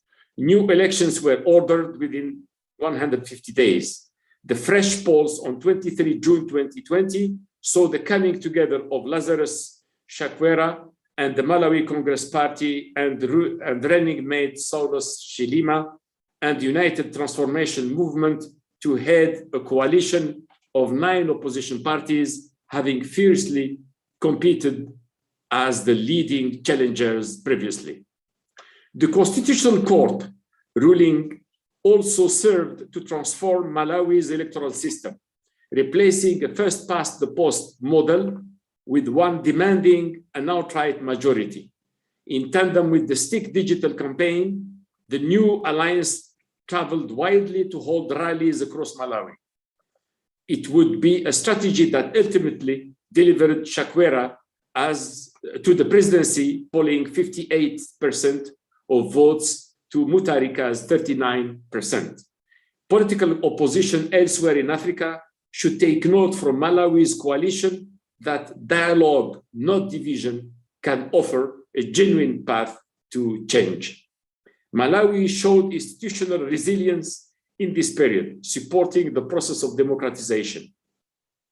Former President Mutharika was unable to call upon military support as the Malawi Defense Forces have moved to shield protesting citizens and protect the judiciary since the 2019 election. The MDF also had previous practice in this respect, having defended then Vice President Joy Banda's constitutional right to assume the presidency after the incumbent's death in 2012. It is in this institutional resilience from the army that would ultimately facilitate a smooth and mostly peaceful election process during the rerun, despite Mutharika's attempt to intervene by replacing the MDF's commander and his deputy in March 2020. Indeed, neighboring Zambia certainly did well to heed this example ahead of its own election in 2021. Zambia held general election on 12 August 2021 to elect the president, National Assembly, mayors, and councillors. Against formidable odds, on Thursday, 24 August 2021, the president-elect of the United Party for National Development was sworn in as Zambia's seventh president. Hakainde Hichilema won the 12 August presidential poll with a resounding 59.4% of the vote against incumbent President Edgar Lungu of the Patriotic Front, who obtained 38.3%. The concluded election in Zambia was a breath of fresh air for a region battered by disputed and often conflictual electoral cycles and indicative of a positive trend in the region. Such was the scale of democratic backsliding during the last days of President Lungu's tenure that in 2020, the Varieties of Democracy Project, a leading source of information on indicators of democratic progress of regression, noted with concern that Zambia has registered a remarkably rapid decline in the quality of democracy since the previous election. Amnesty International also reported that Zambia was on the brink of a human rights crisis, claiming that Lungu was using repressive tactics to win another term in office. Notwithstanding the odds, the determination of Zambians to have a final say in the election was remarkable and a lesson to all who live under systems still undergoing political transformation, reminding the oppressed people of Nelson Mandela's remarks that, I quote, "It always seems impossible until it is done." One may find cause to celebrate the Zambian election, not just because of its outcome, but because the collective will of the people ultimately prevailed, and because the Zambian experience provides useful lessons on the entrenchment of electoral democracy in Africa. Democracy cannot be taken for granted. Sadly, elections in Africa are not always about the will of the electorate, but rather, in some instances, unfortunately, the will of the incumbent. Zambia, like Namibia and Malawi, have shown us that the shift away from this tradition is possible and indeed achievable. There is often a popular misconception that political electoral outcomes are a zero-sum game. This has manifested in many cases by the rejection of electoral outcomes where there is a view that the winners gets everything and that the losers are denied access to state power and resources in the best case scenario. In the worst case scenario, there is a complete denigration of the political rights of the opposition, and the politics of exclusion in the post-electoral political arrangements has raised a number of questions. it is a question that many countries, not only in this region, but elsewhere in Africa, are grappling with and will continue to grapple with. The political arrangements for democratic governance, the question of power sharing arrangements, and the question of dealing with transitional situation in very fragile situation are critical issues because of lack of awareness of these points creates a threat to security. When we talk about the control of state resources and the economic situation, the question of whether or not democracy is sustainable is at the heart of the situation. And the poor economic condition, it is going to be difficult for democracy to take root. Those who are underserved are going to make very legitimate demands which the state may be able to meet, may not be able to meet. But there are positive trends upon which to draw from. On these trends bode well for the project of democratization in Southern Africa. Fair distribution of resources and justice are strong pillars of democracy, especially when the country's resources are limited. Sentiments of injustice, exclusion, and marginalization generally feed revolts that sometimes manifest themselves during electoral processes. While Southern Africa has made gains in democratic consolidation, there is an erosion in regional cohesion when it comes to conflict prevention.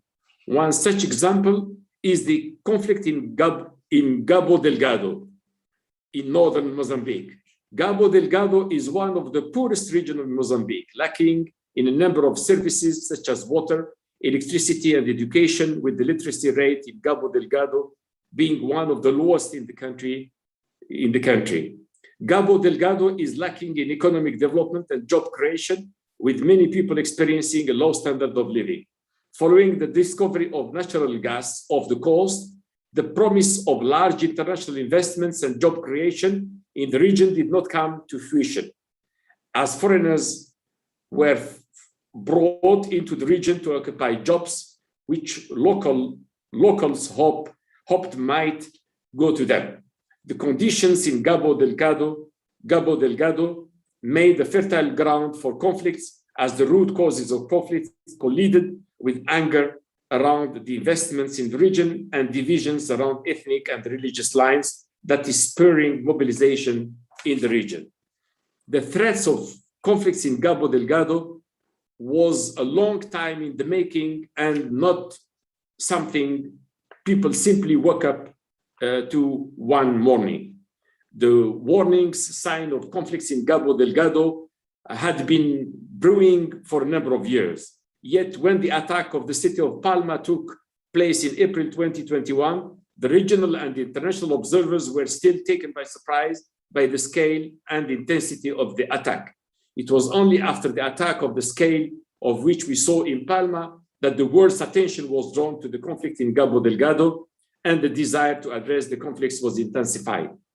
The Mozambique government turned to private military companies to try to regain sovereign control over Cabo Delgado in support of its, of course, military troops. However, PMCs notoriously lack transparency. Knowledge and information sharing between PMCs and national militaries is often low, meaning that national militaries and government may not gain a full understanding of the status of the conflict taking place within its country. Added to that, the Dike Advisory Group, a South African PMC, whose activities are outlawed by South African law, and who played a key role in evacuating civilians out of Palma during the attacks of the city, has been accused by Amnesty International of killing civilians during their operation in Cabo Delgado.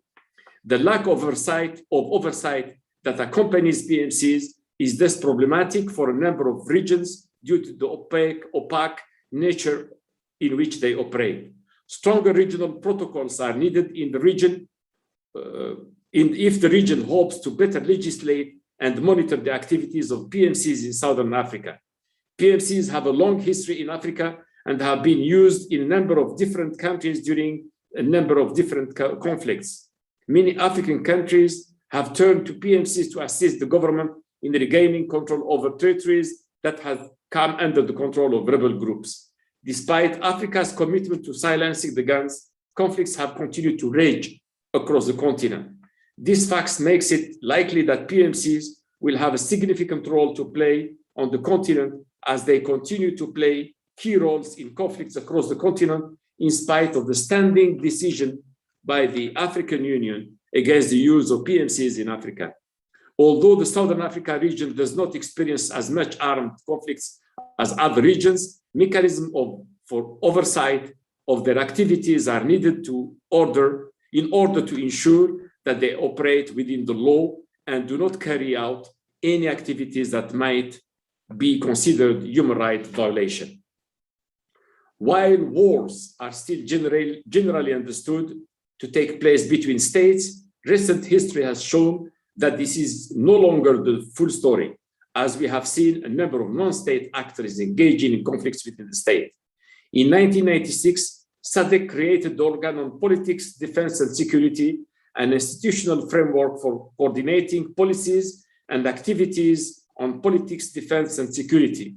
However, the efficacy of the organ was considerably enhanced when the SADC passed the Protocol on Politics, Defense, and Security Cooperation on 14th August 2001. This protocol establishes the objectives of the organ on politics, defense, and security, namely promoting peace and security across Southern Africa, protecting the region's people from instability to the breakdown of law and order, developing a common foreign policy throughout the region, and cooperating on matters related to security and defense. The protocol also specifies the operating structures of the organ, the chairperson, troika, and various committees, and these structures, responsibilities, systems of appointments, and procedures of operation. Moreover, it provides guidelines for the organ's jurisdiction, methods and procedures, and the relationship with international agreements and extra SADC nations. Article 11, Section 1C states that the organ has the responsibility to manage and resolve inter- and intrastate conflicts by peaceful means. Further, Article 11 at 3B characterizes such conflicts as conditions of civil war or insurgency and large-scale violence between sections of the population or between the state and sections of the population, including genocide, ethnic cleansing, and gross violation of human rights. Further, any conflict which threatens peace and security in the region or territory or another state party is also considered as significant intrastate conflict. Indeed, we have seen activities in the region which could be defined as conflict necessitating the organ to act in swift accordance with the framework such as in Eswatini, Cabo Delgado, Mozambique, and previously in Lesotho. However, many have criticized the organ for being slow to act on these issues, allowing the mitigation mechanism to become moot as the conflict incidences increase. Despite knowledge of a growing insurgency in northern Mozambique in 2017, the organ was slow to act and only acted to deploy the SADC standby force in 2021 after Palma was attacked and foreign nationals killed. This is similar to the SADC response to the ongoing unrest situation in the Kingdom of Eswatini, where SADC communiques have not made mention of the situation in the kingdom. Although the deployment of an assessment mission in July is commendable and a step in the right direction, it is clear that more still needs to be done in Eswatini by SADC to open up and expand the frontiers of dialogue. These issues might lead one to believe that, like the African Union instruments, SADC protocols are not being fully embraced at a national level by state parties, or that political considerations seem to threaten the legitimate authority of the organ. SADC may not be perfect, and nobody will ignore that a number of challenges remain 20 years after SADC was established. Much work remains to create a SADC which is an effective body of regional cooperation and integration. The role of parliaments at a national level is to legislate and conduct oversight. This SADC Parliamentary Forum was created as a platform to debate and discuss on matters of common national interest. The former president of South Africa, Thabo Mbeki, once said, I quote, "As Africans, we need to share common recognition that all of us stand to lose if we fail to transform our continent.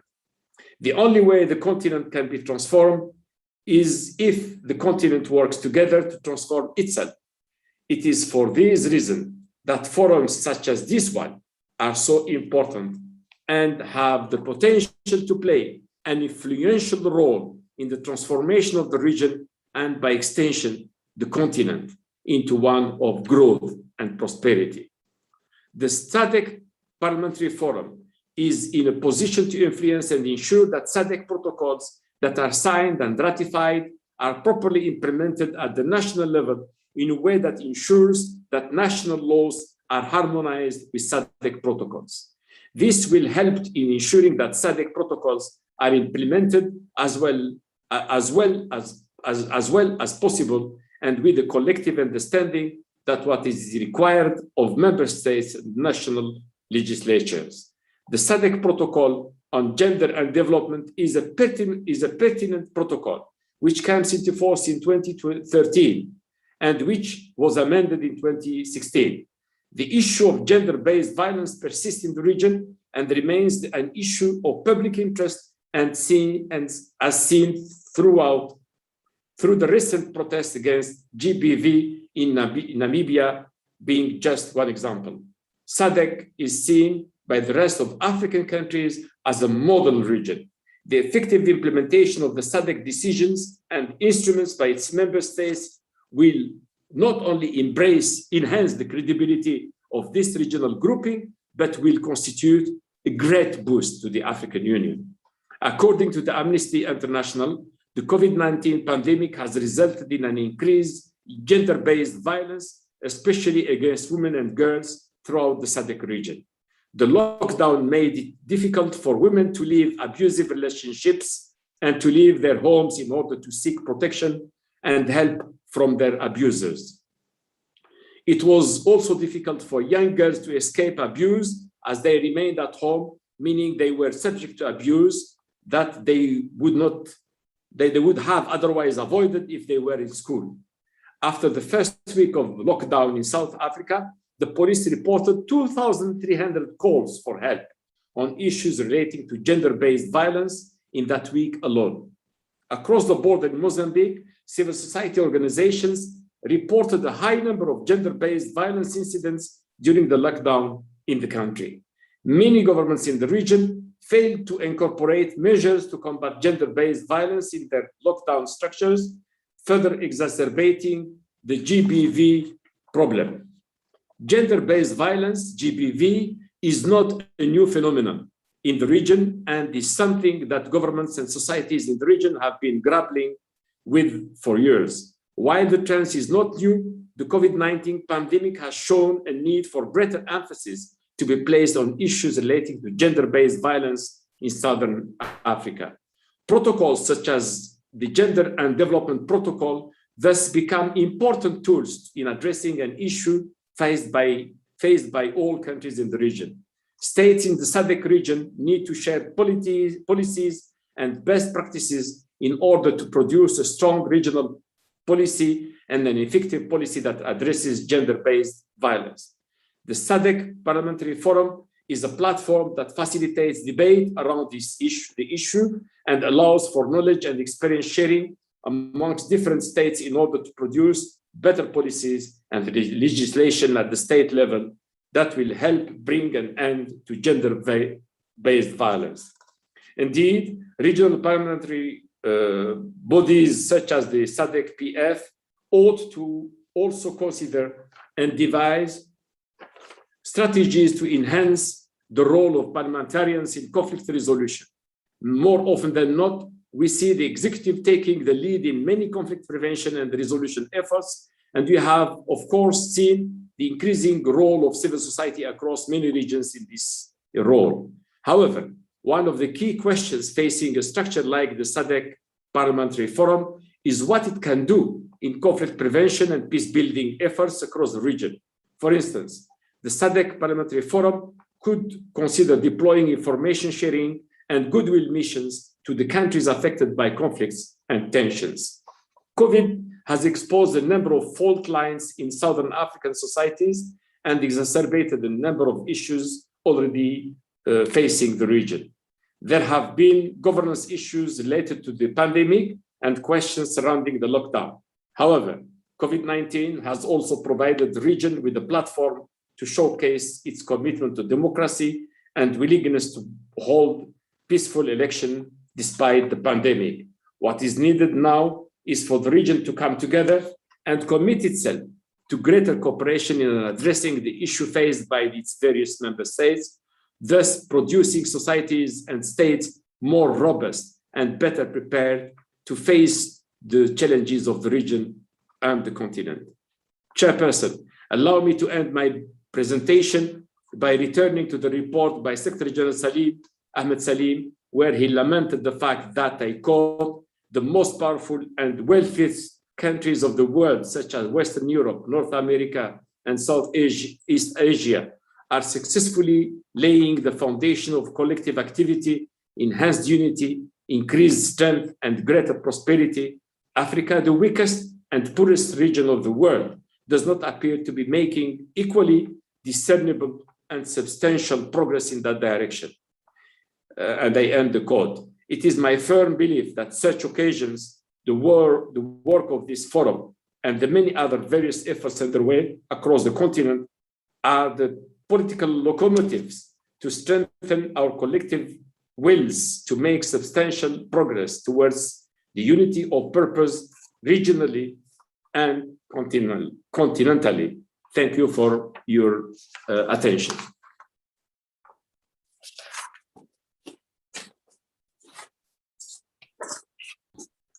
Muito obrigada, senhor embaixador Said, por esta brilhante apresentação. Agora convido o Dr. Adam a fazer a sua apresentação.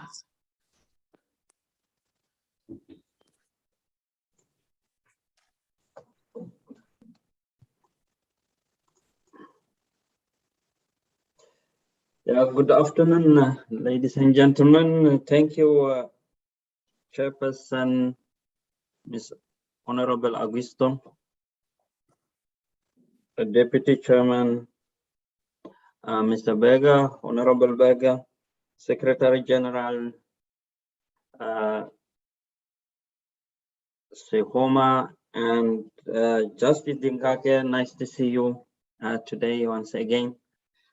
And Director of the organ, George Cardoso, and Ambassador Said Demeti, Special Advisor to Accord. Ladies and gentlemen and colleagues, total all protocols observed. My topic is to briefly talk to the specific role that Parliament could play in conflict prevention and conflict management. Let me briefly give some conceptual understanding what we mean with conflict prevention and conflict management. Conflict prevention is often referred to a variety of activity and strategies within the broader peace building fields that are deployed to preempt and subsequently neutralize potential trigger to widespread violent conflict. It can take two dimensions. One is the direct or operational intervention or prevention, that is reactive and often short-term interventions taken to prevent an imminent outbreak of violence, such as by using or deploying a mediator. The second one is structural prevention. This being a long-term institutional or structural change designed to help create sustainable peace, whilst addressing the underlying causes of violence within a society or a community. When we talk about conflict management, we refer always to the practice of being able to identify and handle conflict sensibly, fairly, and effectively. There are a number of approaches that people, or even in our daily life, employ. Some of us really go out and to compete and try to come out with a unilateral solution of the conflict situation. Some of us, or some of the time, people avoid the conflict, run away, leave the issues to die a natural death. Or some of us intend to collaborate and find solutions jointly. And some of us accommodate the opposing interest into ours. In those in the middle, as far as Parliament is concerned, the compromising role that it plays is critical. So when we talk about Parliament's role in conflict prevention and conflict management,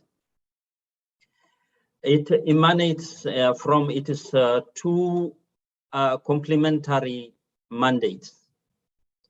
Namely, I think Justice Dinkake has elaborated on that quite eloquently. One is the representative role or mandate of the Parliament. And this Parliament is considered, as far as conflict prevention and conflict management is concerned, as a platform where interests, values, views are articulated and exchanged, leading to a compromise. The other mandate is legislative. And these compromises reached are formulated as laws, policies that are used by different societal actors as a reference to guide their behavior and coordinate their behavior and actions accordingly. The third one is the oversight. The oversight role, I think, the check and the balance role of the Parliament, societal actors, especially the one actor which acts on behalf of the state, that is the executive, has to be brought to an account on what, why, and how it acted on behalf of the public. That is what we call the rule of law. Of course, in general, in our society, especially if we consider in a democratic dispensation,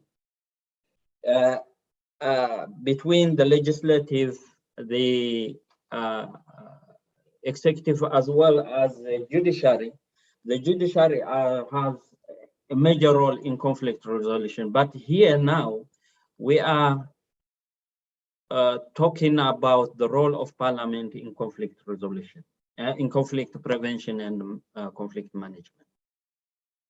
So given its institutional standing, Parliament has also the potential to play key roles in, number one, as far as conflict prevention is concerned, is early warning through constituency structures and interaction with community members, commissioning a study, investigation, and also inquiry, but also conducting parliamentary hearings to gather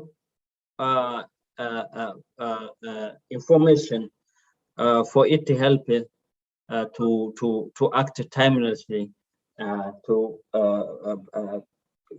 for conflict prevention. The second one is more early response through self-action. Self-action, a committee could be dispatched to conflict area to mediate or facilitate dialogue, or commissioning an independent body to mediate or facilitate dialogue. And indeed, given its mandate, Parliament has power to commission bodies to mediate on its behalf. And then compelling the executive to act. Given its oversight role, it has the power also to push executive to act in one way or the other in order to mitigate or manage conflict wherever they occur. In conclusion, peace, security, and good governance are considered as a foundation in the RISDIP 2020 to 2030. The director of the organ, Cardoso, talked about infrastructure for peace. So if we consider parliaments as critical infrastructures of peace, their potential to play a role in conflict prevention and management is indeed given in their nature and the mandate. However, there should be a constant awareness and balancing act between the role of parliament as a key actor in peace building and parliamentarians representing certain interests and conflicting parties, and a balancing act between the short-term electoral interests and the longer-term peace building endeavor. Thank you very much. I rest my case here.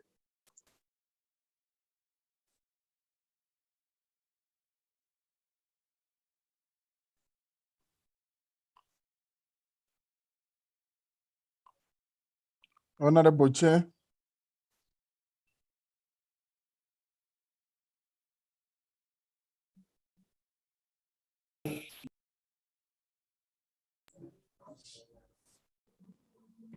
Muito obrigada. Quero agradecer aos três palestrantes pelas três apresentações muito frutuosas, muito pormenorizadas e informativas. Queremos agora abrir o debate. Caros colegas, o debate está aberto para as três apresentações que foram apresentadas. Por favor.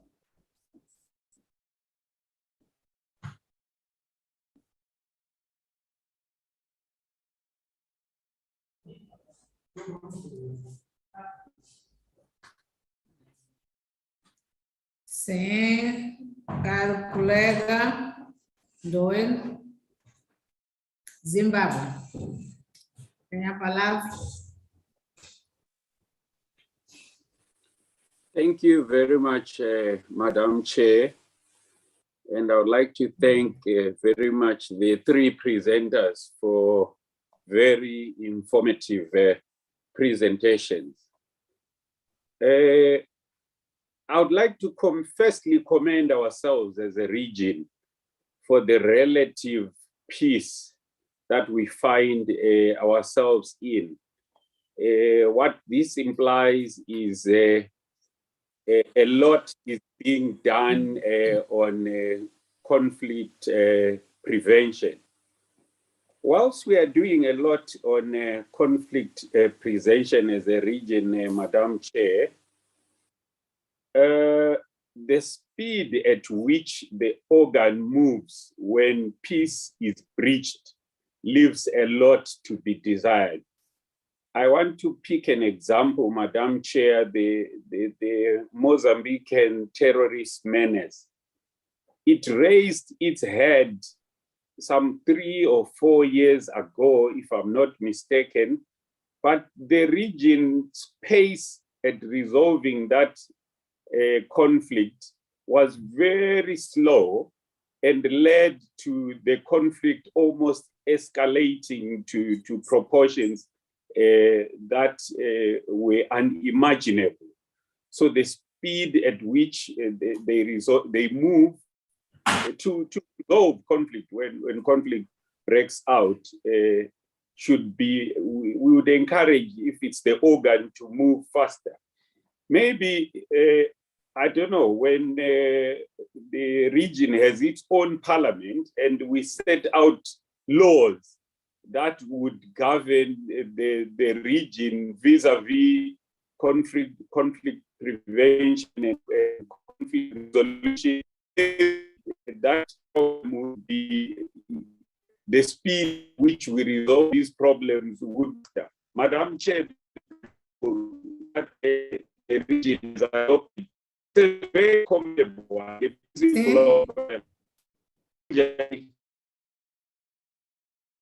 So,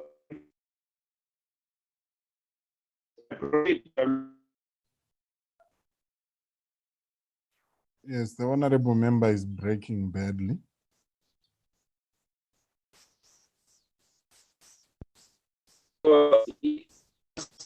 Concluding that that is taken of an injury to one is an injury to all. It's very common. It would do very well. It would help the regime move faster when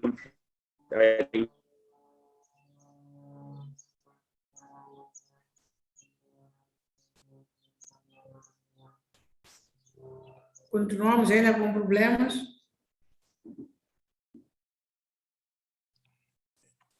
Yes, Chair, the second part of his questions, it was a bit difficult to hear because of connectivity.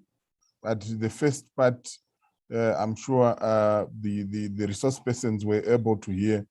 Maybe when the member comes back, the chair may request him to retake the second part of his question and comments.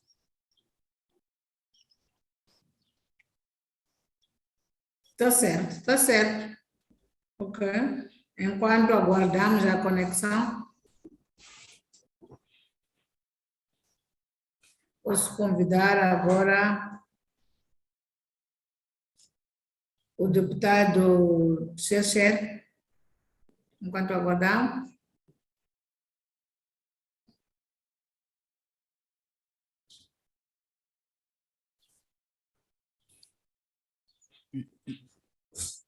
Yeah, yes, Chair, there's Seychelles. They are asking to take the floor. Maybe they can take the floor now while we wait for a signal from Zimbabwe. Okay, good afternoon, ladies and gentlemen. Do you hear me?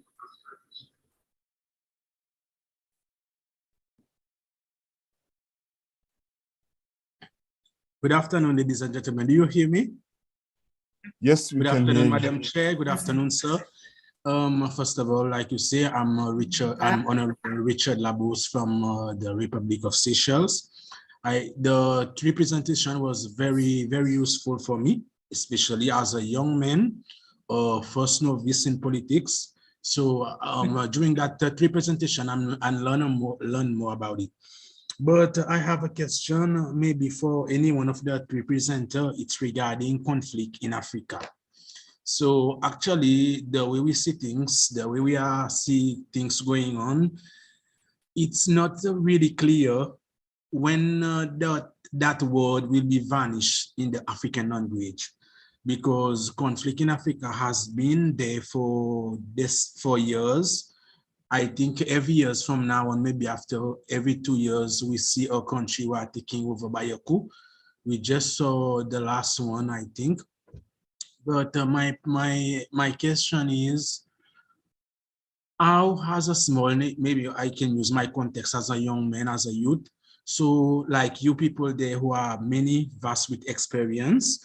So how we can join together as youth and the seniors to come forward, maybe to see a peaceful Africa, and in the same way, we can vanish that word conflict, because it's making a lot of people miserable, a lot of refugee camp around the globe, and maybe someone there can guide me about this one. Thank you.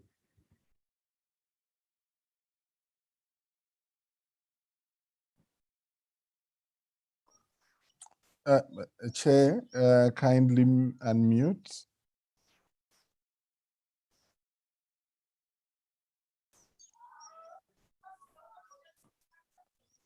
Sim, sim. Sure. Alô?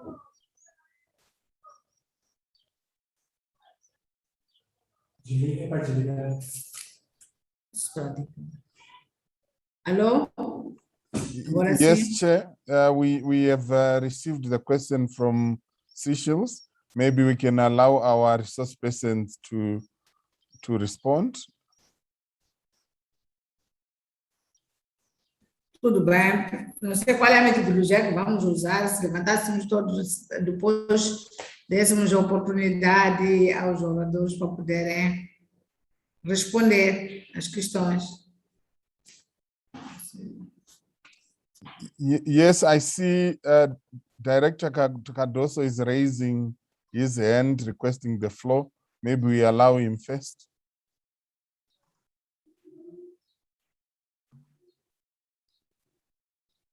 Chair, the mic is muted, Chair. Muito obrigada, tenha bondade, doutor. Muito obrigada, Senhora Presidente. Deixe-me apresentar, em primeiro lugar, as minhas desculpas, porque eu não vou poder continuar por mais muito tempo nesta importante sessão. Tenho um outro compromisso à espera que, na verdade, já começou, portanto, aceitem as minhas desculpas por esse facto. Gostaria, todavia, antes de me despedir, poder responder à questão que foi colocada pelo nosso eminente deputado do Zimbábue, se me for permitido. Madam Chairperson, I would like to respond, or to provide clarity rather, on the issue raised by the Honorable Member of Parliament from Zimbabwe. In terms of the timely or the timeously intervention of the organ structures when the region is facing either intrastate or interstate conflicts. Allow me, Madam Chairperson, to refer you to the protocol of the Organ on Politics, Defense and Security Cooperation. It's Article 11. Article 11 of the protocol, it's a very cardinal provision which enables the region to apply its peace and security architecture in order to assist member states in issues of conflict prevention, management, and resolution.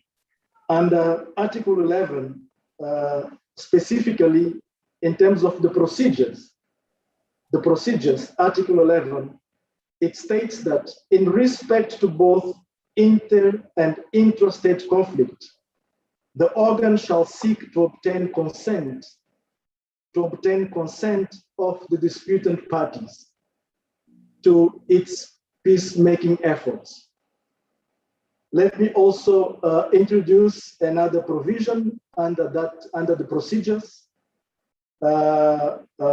And here it says that the organ shall respond to a request by a state party to mediate in a conflict within the territory of the state, and the organ shall endeavor by diplomatic means to obtain such a request.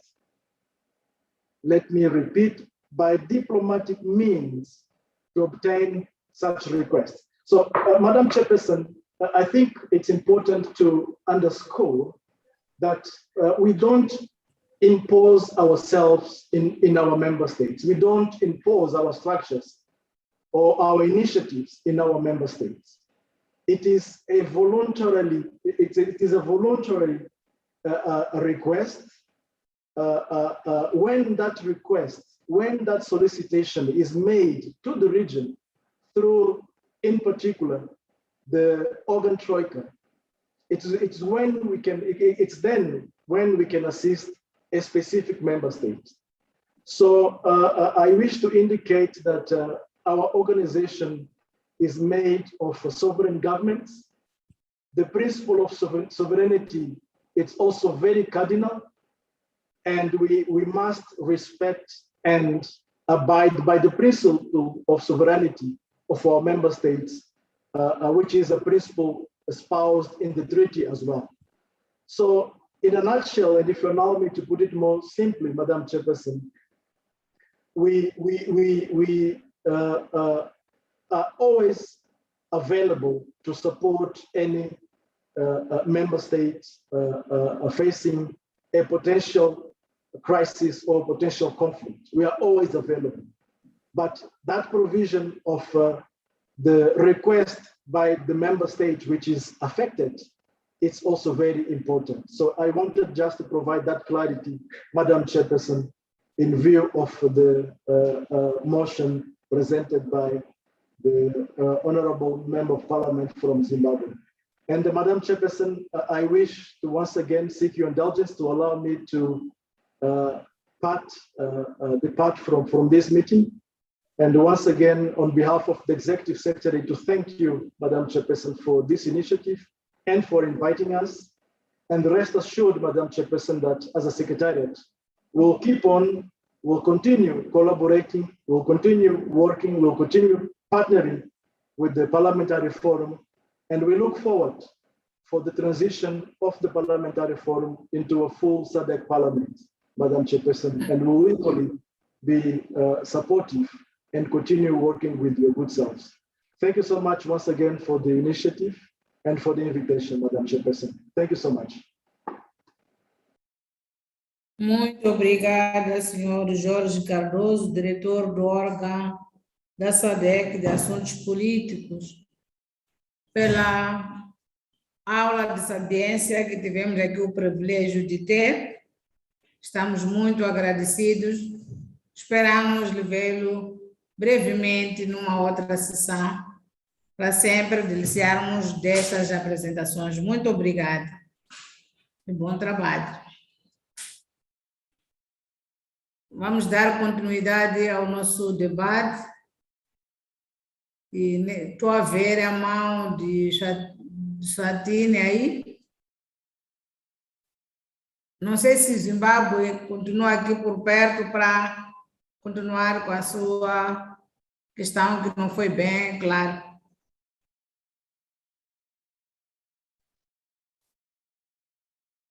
Sim, deputado Luene, antes de Swatini, pode usar a palavra.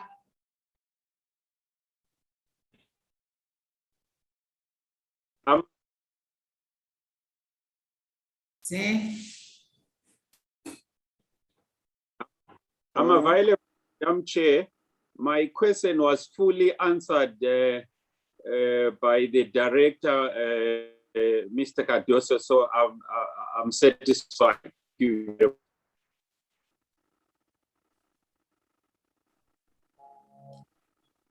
Obrigado, deputado. Convido agora o deputado Richard. Por favor. Swatini, tenha bondade. É Churchill, né? Swatini já falou. Desculpe, Churchill. Madam Chair, as members and the SG, all protocol observed. Mine is more of a comment in appreciation of the comprehensive and insightful presentation. Examples on Zambia, Namibia, Malawi are noted with interest. The overall presentation on conflict prevention and management would be useful as we execute our oversight legislation active and representation role, where we are expected to mediate, facilitate dialogue, compel the executive to act. We really appreciate, Madam Chair.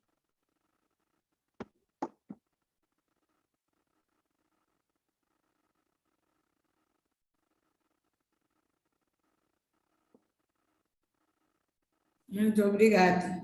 Muito obrigada. Algum colega?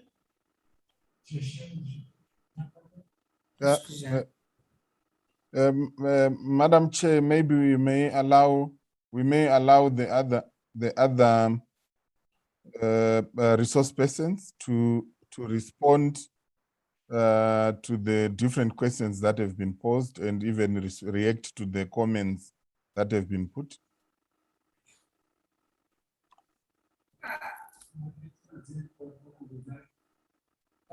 Há problemas de tradução aqui, tá?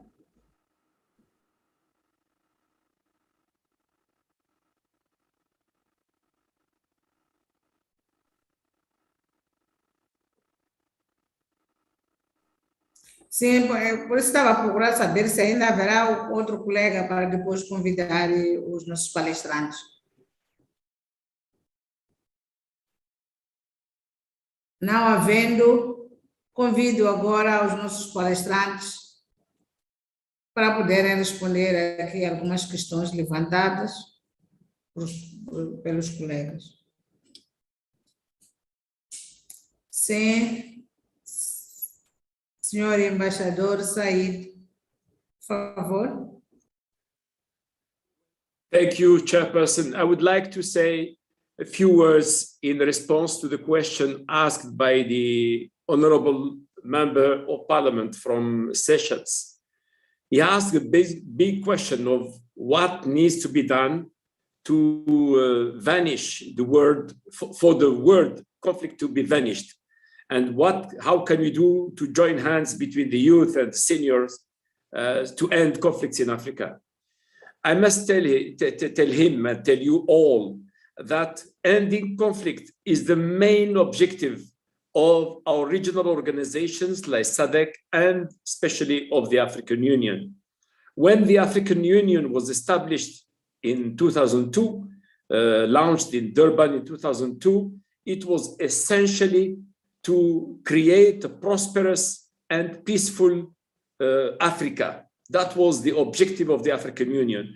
If we fail to achieve that, that means our organization is not helping to achieve that. So we have to help our organization to achieve that objective. You remember that the African Union, some 10 years ago, has approved a very important program that is called Silencing the Guns by 2020. The ambition of the African Union was to put an end to all conflicts by 2020.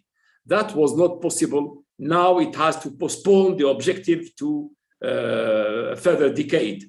But for achieving that, we know we need to work hand in hand.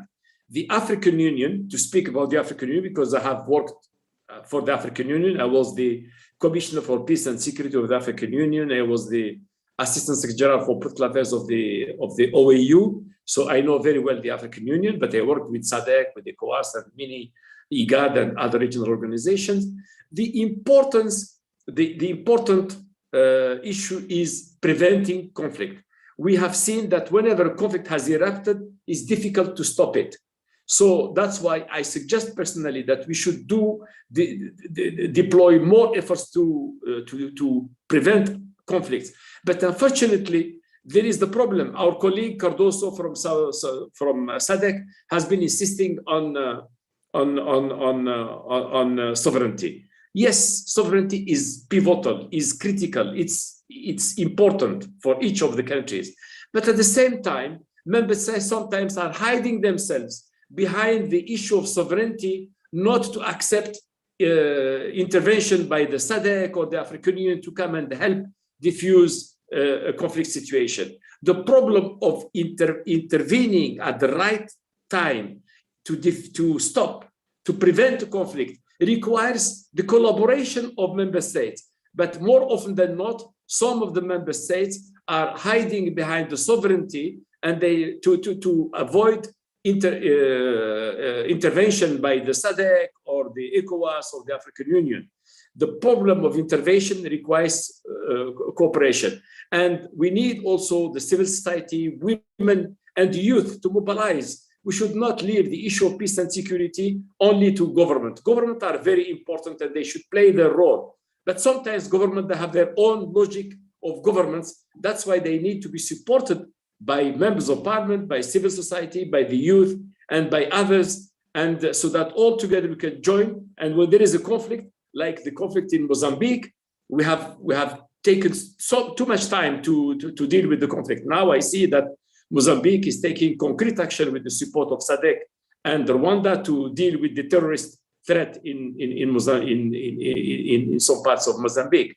But I think it requires political will and determination by all our member states to put an end to conflicts, and it requires all the member states to allow their institutions to play a role, to either to prevent the conflict or when the conflict has erupted to mediate the conflict when there is a role for mediation. Thank you very much.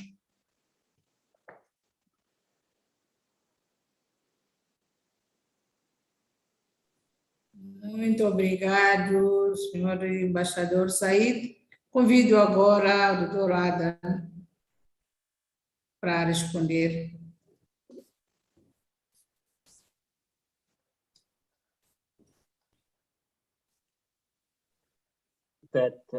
Thank you very much. I fully agree with what Director Cardoso as well as Ambassador Janit said, but I would like to more emphasize on the 2 points I raised it in my presentation. Of course, my presentation was very condensed for the sake of time, but let me highlight the 2 points I mentioned. I raised it in my presentation. This is the awareness and constant balancing act between the role of parliament as a key actor in peace building and parliamentarians representing certain interests and conflicting parties. The second one is the short-term electoral interest and a long-term peace building endeavor. In this, what I would like to emphasize is when external actors, let's say the UN, African Union, or even SADC try to intervene in a conflict, the conflict has gone haywire and must have been untenable for domestic institutions to deal with it. But we need to think a little bit earlier in a way in terms of conflict prevention and what is the role of parliament at that stage, because we know that parliament is composed of conflicting party or in terms of political parties who are also part and parcel of probably the domestic power struggle or conflict in a particular country. If we look at our region, most of the conflicts are as a result of electoral disputes, and which puts parliamentarians, politicians at the center of the conflict. So what we are expecting is in electoral disputes, the parliamentarians who are juggling for positions to mediate. So this is one critical issue that we have to consider when we talk the role of parliament in conflict prevention or managing conflict. So what is important is probably I would suggest is how do we shield the state institutions like parliament not to be inflicted or not to be a space where sectional party interests are advanced against the long-term interest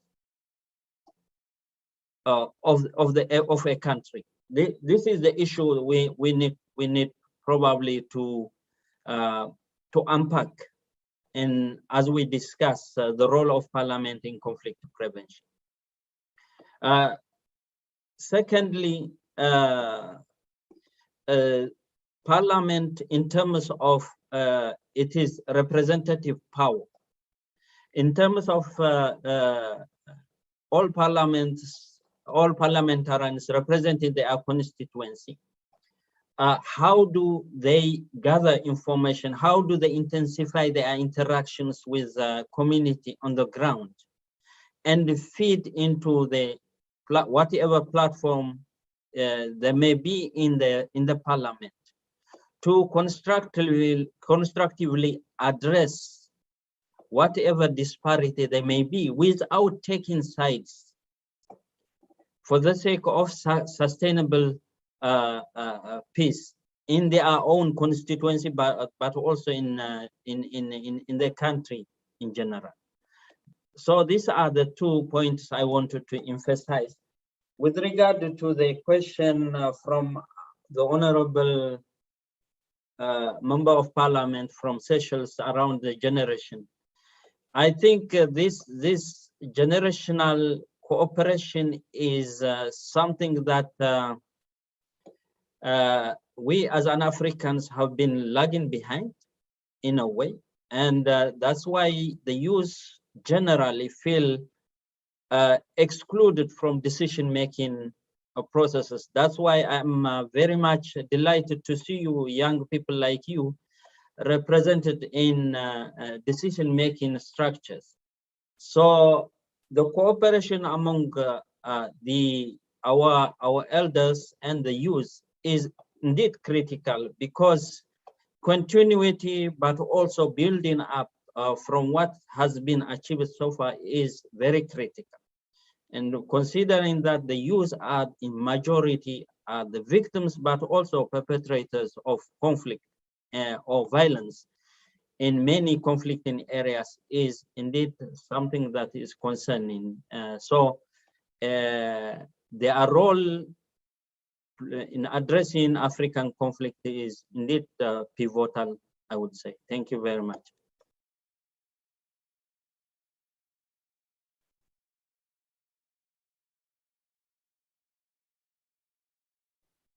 Muito obrigada, doutor Adam. Chegando a este tempo, agradeço a todos os palestrantes pelas brilhantes apresentações que aqui desfilaram. Essas apresentações que vão nos ajudar a lidar com esses desafios, a prevenirmos desses conflitos nos nossos países. Mais uma vez, muito, muito obrigado a todos os nossos palestrantes nesta sessão.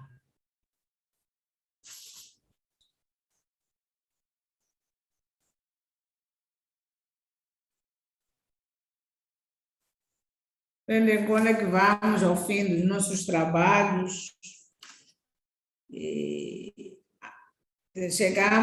vamos daqui a nada concluir com a nossa agenda, mas antes gostaria de convidar o vice-presidente, o senhor deputado Berga, a dizer algumas observações finais. Não sei se estará por aqui. Thank you very much, and I'd like to just thank you, everyone that is here with us still. Obviously, as was stated, that obviously a lot of people did have to attend other activities, but to our guests, I know that your time was precious, and to give us so much of it was important, and we appreciate it. And what was said you know, the fact that we didn't have so many clarity-seeking questions, we had more discussion, is important, because it says a lot about what we, you know, that we're going forward, and that there's a lot more to be, you know, that there's a lot more clarity.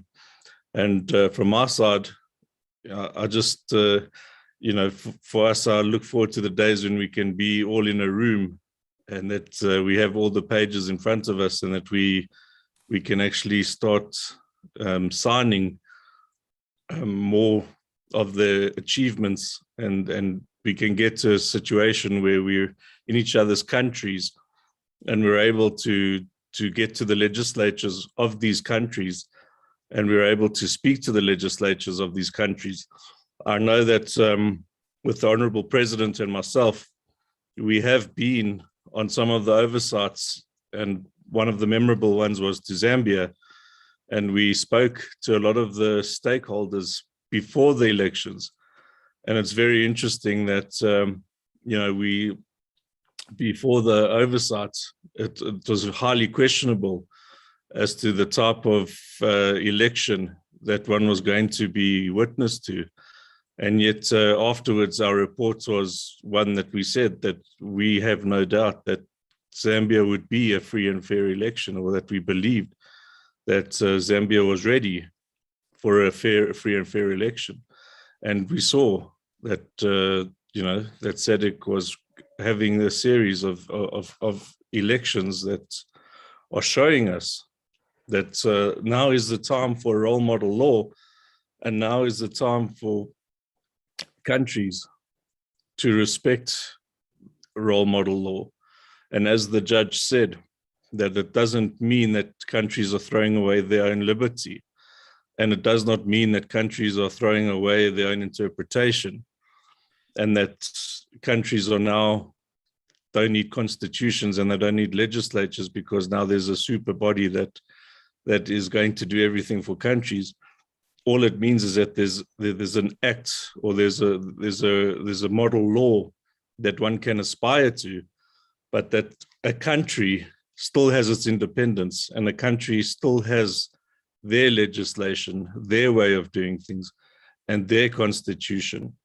And that at this stage, they are in charge of what they're doing, and that they are running their show, and that a model law is there as something that one aspires to, or that someone takes out what is good, or takes out what could be better than what they have at this point in time.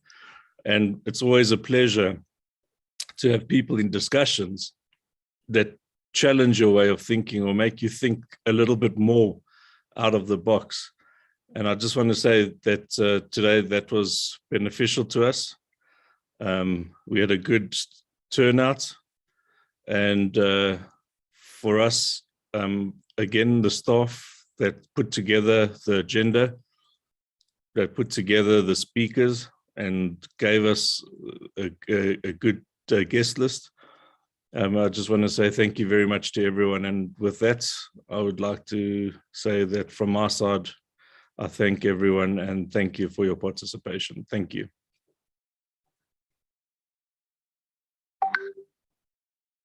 Muito obrigada, senhor vice-presidente, por essas notas finais. Chegando a esta altura, reitero os meus agradecimentos a todos pela vossa participação. Nada mais havendo a tratar, os trabalhos desta reunião ficam encerrados até a próxima reunião. Muito obrigada. Até a próxima reunião.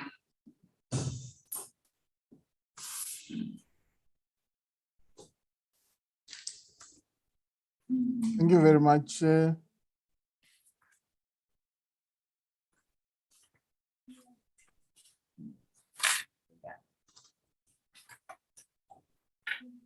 ICT, may we terminate?